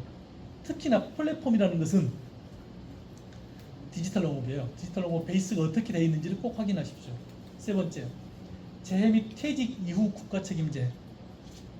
아니, 내가 70년 동안 농사만 짓는데 지금 와서 저한테 벼농사 짓지 말라고 그럼 나한테 뭐 어떡하라고요? 나한테 뭐 어떡하라고요? 나는 벼농사밖에 지을 줄 몰라요. 아니면 배농사밖에 지을 줄 몰라요.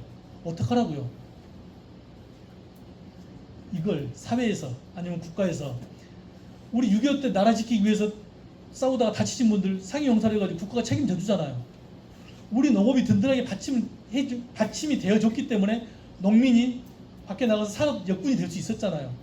그럼 농촌을 지켰던 사람한테 상해용사급 대우를 해줘야죠. 해주는지. 상속제도 변경. 아까 초창기에 그 서두에서 일본하고 비교를 했잖아요. 우리는 지금 현재는 아버지가 돌아가시면 땅이 1헥타다. 그럼 자식 3명한테 1헥타를 3등분씩 해가지고 등기를 내요. 그래야만이 상속 받은 사람이 세금을 내요. 300평이 돼요. 이분이 돌아가시고 자식 3명이다. 또 3분의 1을 내요. 그리고 등기하고 또 세금을 내요. 그러니까 계속 줄어드는 거예요. 프랑스는요, 지금 현재 농지를 거래할 때 세이프가드를 국가에서 가지고 있어요. 이 사람한테 농지를 팔겠다 그러면 얘 얼마에 팔 겁니까? 얘 평당 20만 원에 팔 겁니다. 살 사람한테 당신은 왜 살려고 그럽니까? 예, 농지를 규모하려고 그럽니다. 당신 너는 어디 있습니까? 저쪽에 있습니다. 그럼 규모 안 되잖아요. 넌 바로 옆에 있습니다. 아, 그래, 그럼 옆에 있는데 사가지고 규모하려고 그럽니다. 그래, 그러면 사세요. 거래가 가능합니다. 근데 저 엉뚱한 거 쓰다가 사가지고 뭐 이상한 규모가 안 된다. 그러면 평당 20만 원 가지고 국가에서 사버려요. 그럼 파는 사람 아무 손이 없잖아요. 국가에서 사요. 그리고 필요할 때 팔아요. 그래서 규모화를 시키고 있다고요. 우리도 이런 쪽으로 정책을 유도를 하자. 현재 지금 국회의원 중에 한 분이 고민하고 계시는 게 그거예요. 자, 부모님이 돌아가셨어요. 그러면 밭이 농지가 있어요. 이 농지를 상속할 때 10년 이내에 팔면은 세금 다 내게 하자. 10년부터 20년 사이에 팔면은 세금을 3분의 1만 내게 하자. 3분의 1. 그렇죠. 그 다음에 20년부터 30년 사이에 팔면은 3분의 1 내게 하자. 3분의 2, 3분의 1만 내게 하자. 30년 지나서 팔면은 농지를 팔아도 세금을 안 내게 하자. 그래야 농지가 보존될 거 아니냐. 그런 아이디어도 지금 현재 농수산위원회 국회의원 한 분이 가지고 계셔요. 이렇게 뭔가 법과 제도를 바꿔서 농지를 유지할 수 있도록 해주는지를 잘 봐야 돼요. 다시 말씀드립니다. 우리나라는 식량 작업률이 25%가 안 되는데 지금 22인가 23인가 그래요. 절대 25%를 넘을 수 없다니까요. 농지가 안 늘는데 어떻게 늘겠습니까? 안 됩니다. 어떻게 효율적으로 쓸 수 있는지, 이걸 더 이상 쪼개지 않고 어떻게 하면 규모화를 시키려고 정부에서 노력을 하고 있는지, 이런 걸 좀 자세히 봐주세요. 이게 농민이 할 수 있는 일이에요. 아까 그랬잖아요. 농민은 국가한테 대들 수 없습니다. 힘이 없어요. 일 개인이 무슨 힘이 있습니까? 이런 걸 제도적으로 크게 눈을 가지고 좀 지켜봐줘야 돼요. 저는 어디 가서 항상 이 말을 합니다. 우리 학교 다닐 때 그랬어요. 뭐 조선산업이 발전해야만이 조선 산업이 발전해야 뭐 쇠도 발전하고 뭐 철물도 발전하고 피혁도 발전하고 여러 가지 산업이 발전한다. 뭐 항공 산업이 발전해 어쩌고저쩌고 한다. 맞아요. 근데 지금 보면은 건강이면 건강, 에너지면 에너지, 먹거리면 먹거리, 이 모든 산업을 다 아우를 수 있는 것은 농업밖에 없어요. 생각해봐요. 새로운 신기술, 에너지, 먹거리, 환경 각각 따로따로 발전시킬 수 있는 산업은 많지만 이걸 다 아우른 데다가 건강, 행복까지 아우를 수 있는 건 농업밖에 없다. 그래서 앞으로 미래는 농업이 결국에 먹여 살리게 될 거다. 43번입니다. 나가면서 여러분들 인공지능이라는 말을 언제 처음 들어보셨어요? 제가 대학 다닐 때 비스코라만 걸 전공했다고 그랬잖아요. 1956년에 학자들이 인공지능이라는 말을 처음 만들었어요. 그리고 무려 60년이 흘러서 2016년에 인공지능이라는 말이 세상에 나옵니다. 그게 알파고입니다. 바둑 두는 거. 그때까지만 하더라도 에이 바둑 뭐 인공지능이 바둑 좀 잘 두나 보지 뭐 라고 생각을 했습니다. 60년의 10분의 1인 6년이 지난 2022년 11월 30일 날 챗 GPT라는 놈이 나옵니다. 이때부터는 우리가 달리 보기 시작했어요. 인공지능이 이제 바로 우리 옆에 왔네. 요즘 다 챗 GPT 한 번씩은 써보셨잖아요. 자, 그게 6년이었어요. 그리고 3년이 지나서 올해 초 25년 올해 초 1월 달에 젠슨 황이라는 중국인이 무슨 이야기를 했느냐? 피지컬 AI라는 말을 했어요. 피지컬 AI는 뭐냐면 사람 닮은 AI예요. 뭐 요즘 AI가 나와가지고 막 덤블링도 하고 막 춤도 추고 그러잖아요. 얼마나 부드러워요. 사람하고 똑같잖아요. 그놈이 올 초부터 나오기 시작했대요. 제가 드리고 싶은 말씀이 이거예요. 주기가 굉장히 빨라져요. 줄어들었어요. 그 다음은 뭘까요? 언제 나올까요? 저도 모르겠습니다. 잘은 모르는데 금방 나올 것 같아요. 그 다음은 뭐냐면은 AI, Artificial Intelligence가 아니고 AGI라는 거예요. Artificial General Intelligence, 범용형 인공지능. 그래서 마치 사람처럼 움직이는 거, 그래서 사람처럼 대화하는 거. 이게 AGI예요. 언제 나올지는 저도 잘 모르겠지만 분명히 금방 나옵니다. 여러분 이거 써보셨죠? 지브리풍으로 만들고 어쩌고저쩌고. 이거 대한민국 사람 중에 안 써본 사람 없을 겁니다. 전 세계적으로 많은 사람들이 이거 쓰니까 이 회사 사장이 그랬어요. 그만 좀 써라. 우리 컴퓨터 녹아내린다. 라고 엄살을 부릴 정도로 많이 썼어요. 근데 이거 요즘 씁니까? 안 써요. 이게 언제 나왔냐면요. 올 3월 25일 날 나왔습니다. 3월 25일 날 나와가지고 딱 한 달 쓰고 전 세계 사람들이 안 써요. 한 달 쓰고 나서 다 탈퇴해버렸어요. 다 탈퇴해버렸어요. 전 세계적으로 우리나라뿐만이 아니고 사람들이 이렇게 빨리빨리 변한다고요. 기술도 빨리빨리 변하고 내가 요구하는 것도 빨리빨리 변해요. 사람하고 말하고 달리기 하면 누가 이길까요? 사람이 이겨요? 말하고 달리기 해서? 사람하고 말하고 달리기 내기한 사람 바보입니다. 말 타면 되죠. 인공지능하고 사람하고 내기해서 누가 오랫동안 기억하는가? 내기하면 안 됩니다. 이용해 보면 되잖아요. 인공지능도 마찬가지입니다. 자, 여러분들 자동차 타고 다닙니다. 우리는 자동차 타고 다닐 때 구조, 예를 들어서 이건 브레이크, 이건 악셀레이터, 이건 운전대 오른쪽으로 돌리고 왼쪽으로 돌리고 깜빡이 넣고 여기는 뭐 시속 60 넘으면 안 되고 이런 구조하고 몇 가지 규칙만 알면은 자동차 타는데 아무 지장 없어요. 여러분 자동차 본네트 열고 이건 엔진, 이건 뭐 하고 압니까? 모르잖아요. 자동차 원리나 구조를 몰라도 아무 지장 없습니다. 하다못해 20년 뒤에 하늘을 나는 자동차가 나와도 마찬가지입니다. 구조 알 필요 없습니다. 인공지능도 마찬가지입니다. 인공지능 우리 원리 알 필요 없어요. 써먹기만 하면 돼요. 잘 써먹으면 돼요. 이게 스티브 잡스입니다. 2011년에 죽은 스티브 잡스인데요. 그때 이런 말을 했어요. 자, 이렇게 허접에 손 쑥 넣고 이럽니다. 자, 여러분 그 인터넷 하려면 컴퓨터가 필요하죠? 여러분 음악 들으려면 MP3가 필요하죠? 여러분 전화하려면 셀폰이 필요하죠? 그 세 가지를 제가 하나로 합쳤습니다. 라고 하는 사진이 바로 이겁니다. 이게 언제일까요? 몇 년도일까요? 10년 전? 아니면 2010년?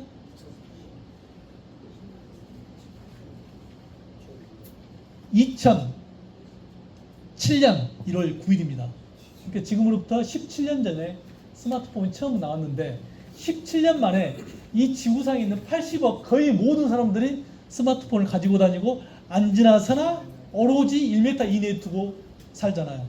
화장실에 갈 때 가져가고 밤에 잠잘 때 뭐 중요한 게 있다고 머리맡에 충전시키고 자고. 얘가 세상을 이렇게 바꿔놨어요. 이런 놈이 또 나올지도 몰라요. 챗 GPT 아까 언제 나왔다고요? 22년 11월 30일 날 나왔습니다. 3년밖에 안 됐어요. 3년도 채 안 됐어요. 근데 챗 GPT 모르는 사람 없잖아요. 여러분 택시 탈 때 길거리에서 이럽니까? 다 앱으로 부르죠? 그거 부른 지 3년 안 됐어요. 지금 앱 모르면은 택시 못 부릅니다.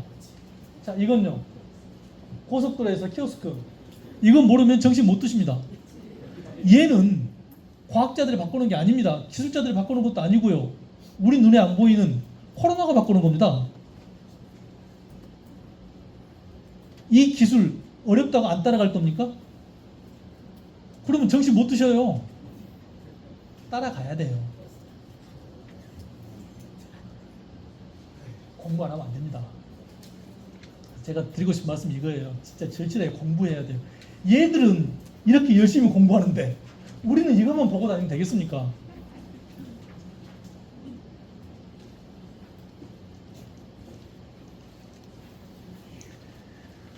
이 유명한 대학원생이에요. 혹시 이 사진 누군지 기억하십니까?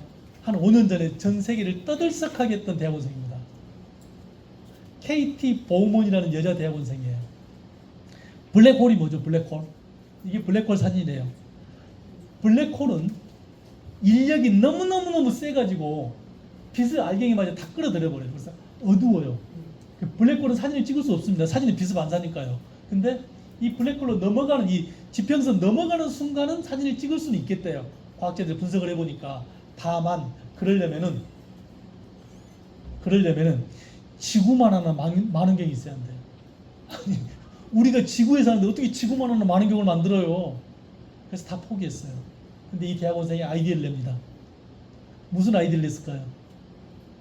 지구만한 큰 만원경을 만드는 아이디어를 내요. 지구에 사는데 지구만한 큰 만원경을 만든다. 어떻게? 8군데 만원경을 동시에 한 곳을 보자. 그래서 찍은 사진이 이겁니다. 농업에 이런 아이디어가 필요해요. 지금 농업은 얽히고 설켜가지고 쉽게 못 풀어요. 풀 수 있었으면 우리 선배들이 이미 풀었겠죠. 이런 혁신적인 아이디어가 필요합니다. 의장님, 달나라에 토끼가 몇 마리 삽니까? 이건 인터넷 기업 구글의 기업 정신인데요. 달나라에 토끼가 2마리 사는지 3마리 사는지 헷갈려요. 그럼 보통 사람들은 만원경을 키웁니다. 자세히 보려고. 왜 만원경을 키워요? 문이 샥 달나라로 가자. 가서 보자. 이게 인터넷 기업 구글의 기업 정신이라니까. 이런 정신을 가지고 농업에 뭔가를 바꾸려고 노력을 해줘야 돼요.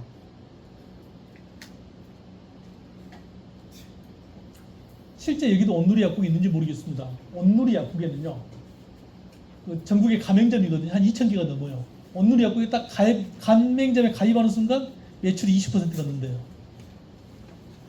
왜? 이 사람들은 환자들, 이렇게 자기 손님들의 건강을 관리를 해주고 있어요. 약국에서 약을 팔죠. 자, 제가 예를 들어 혈압약을 병원에 가가지고 이제 의사 선생님 진료하고 혈압약을 타왔어요. 아니 처방약을 가지고 왔어요. 처방약 약국에 내면 약사 선생님이 저한테 약을 주고 복약 지도라는 걸 합니다. 이건 식후 30분에 드시고 어쩌고저쩌고 하고 돈 얼마를 받아가요. 그 복약 지도할 때 혈압에는 아까 뭐라고 그랬죠? 시금치가 좋습니다. 시금치는 어디 가면 드실 수 있습니다. 라고 이야기를 하면은 좋잖아요. 근데 그건 의료법 위반입니다.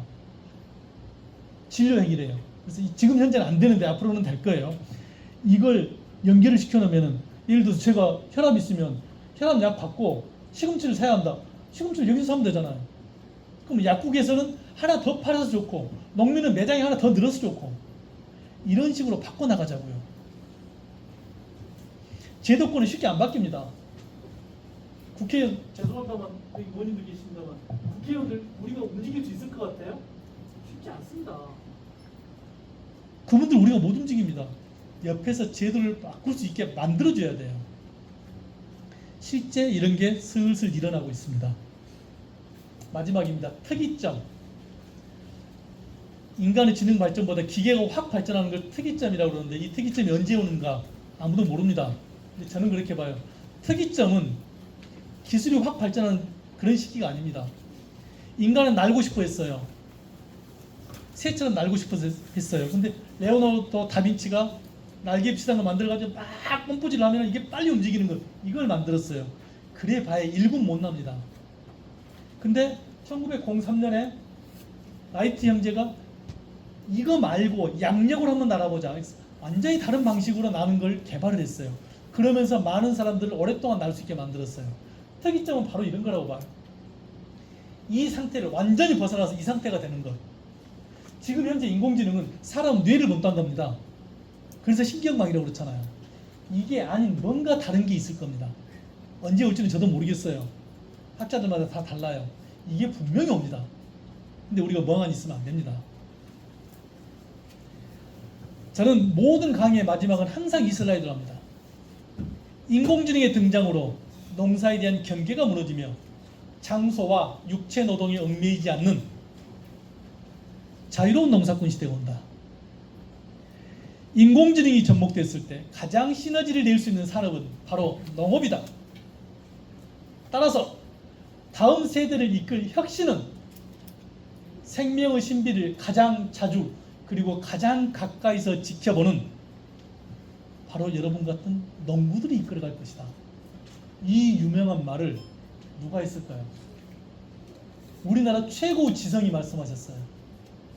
힌트 2022년 2월 26일 날 돌아가셨습니다. 이여영. 이분이 돌아가시기 1년 전에 21년에 이 말씀하셨어요. 대단하잖아요. 저는 제 명함에도 이걸 넣어가지고 다닙니다. 인공지능의 등장으로 농사에 대한 경계가 무너지며 장소와 육체 노동이 얽매이지 않는 자유로운 농사꾼 시대가 온다. 인공지능이 접목됐을 때 가장 시너지를 낼 수 있는 산업은 바로 농업이다.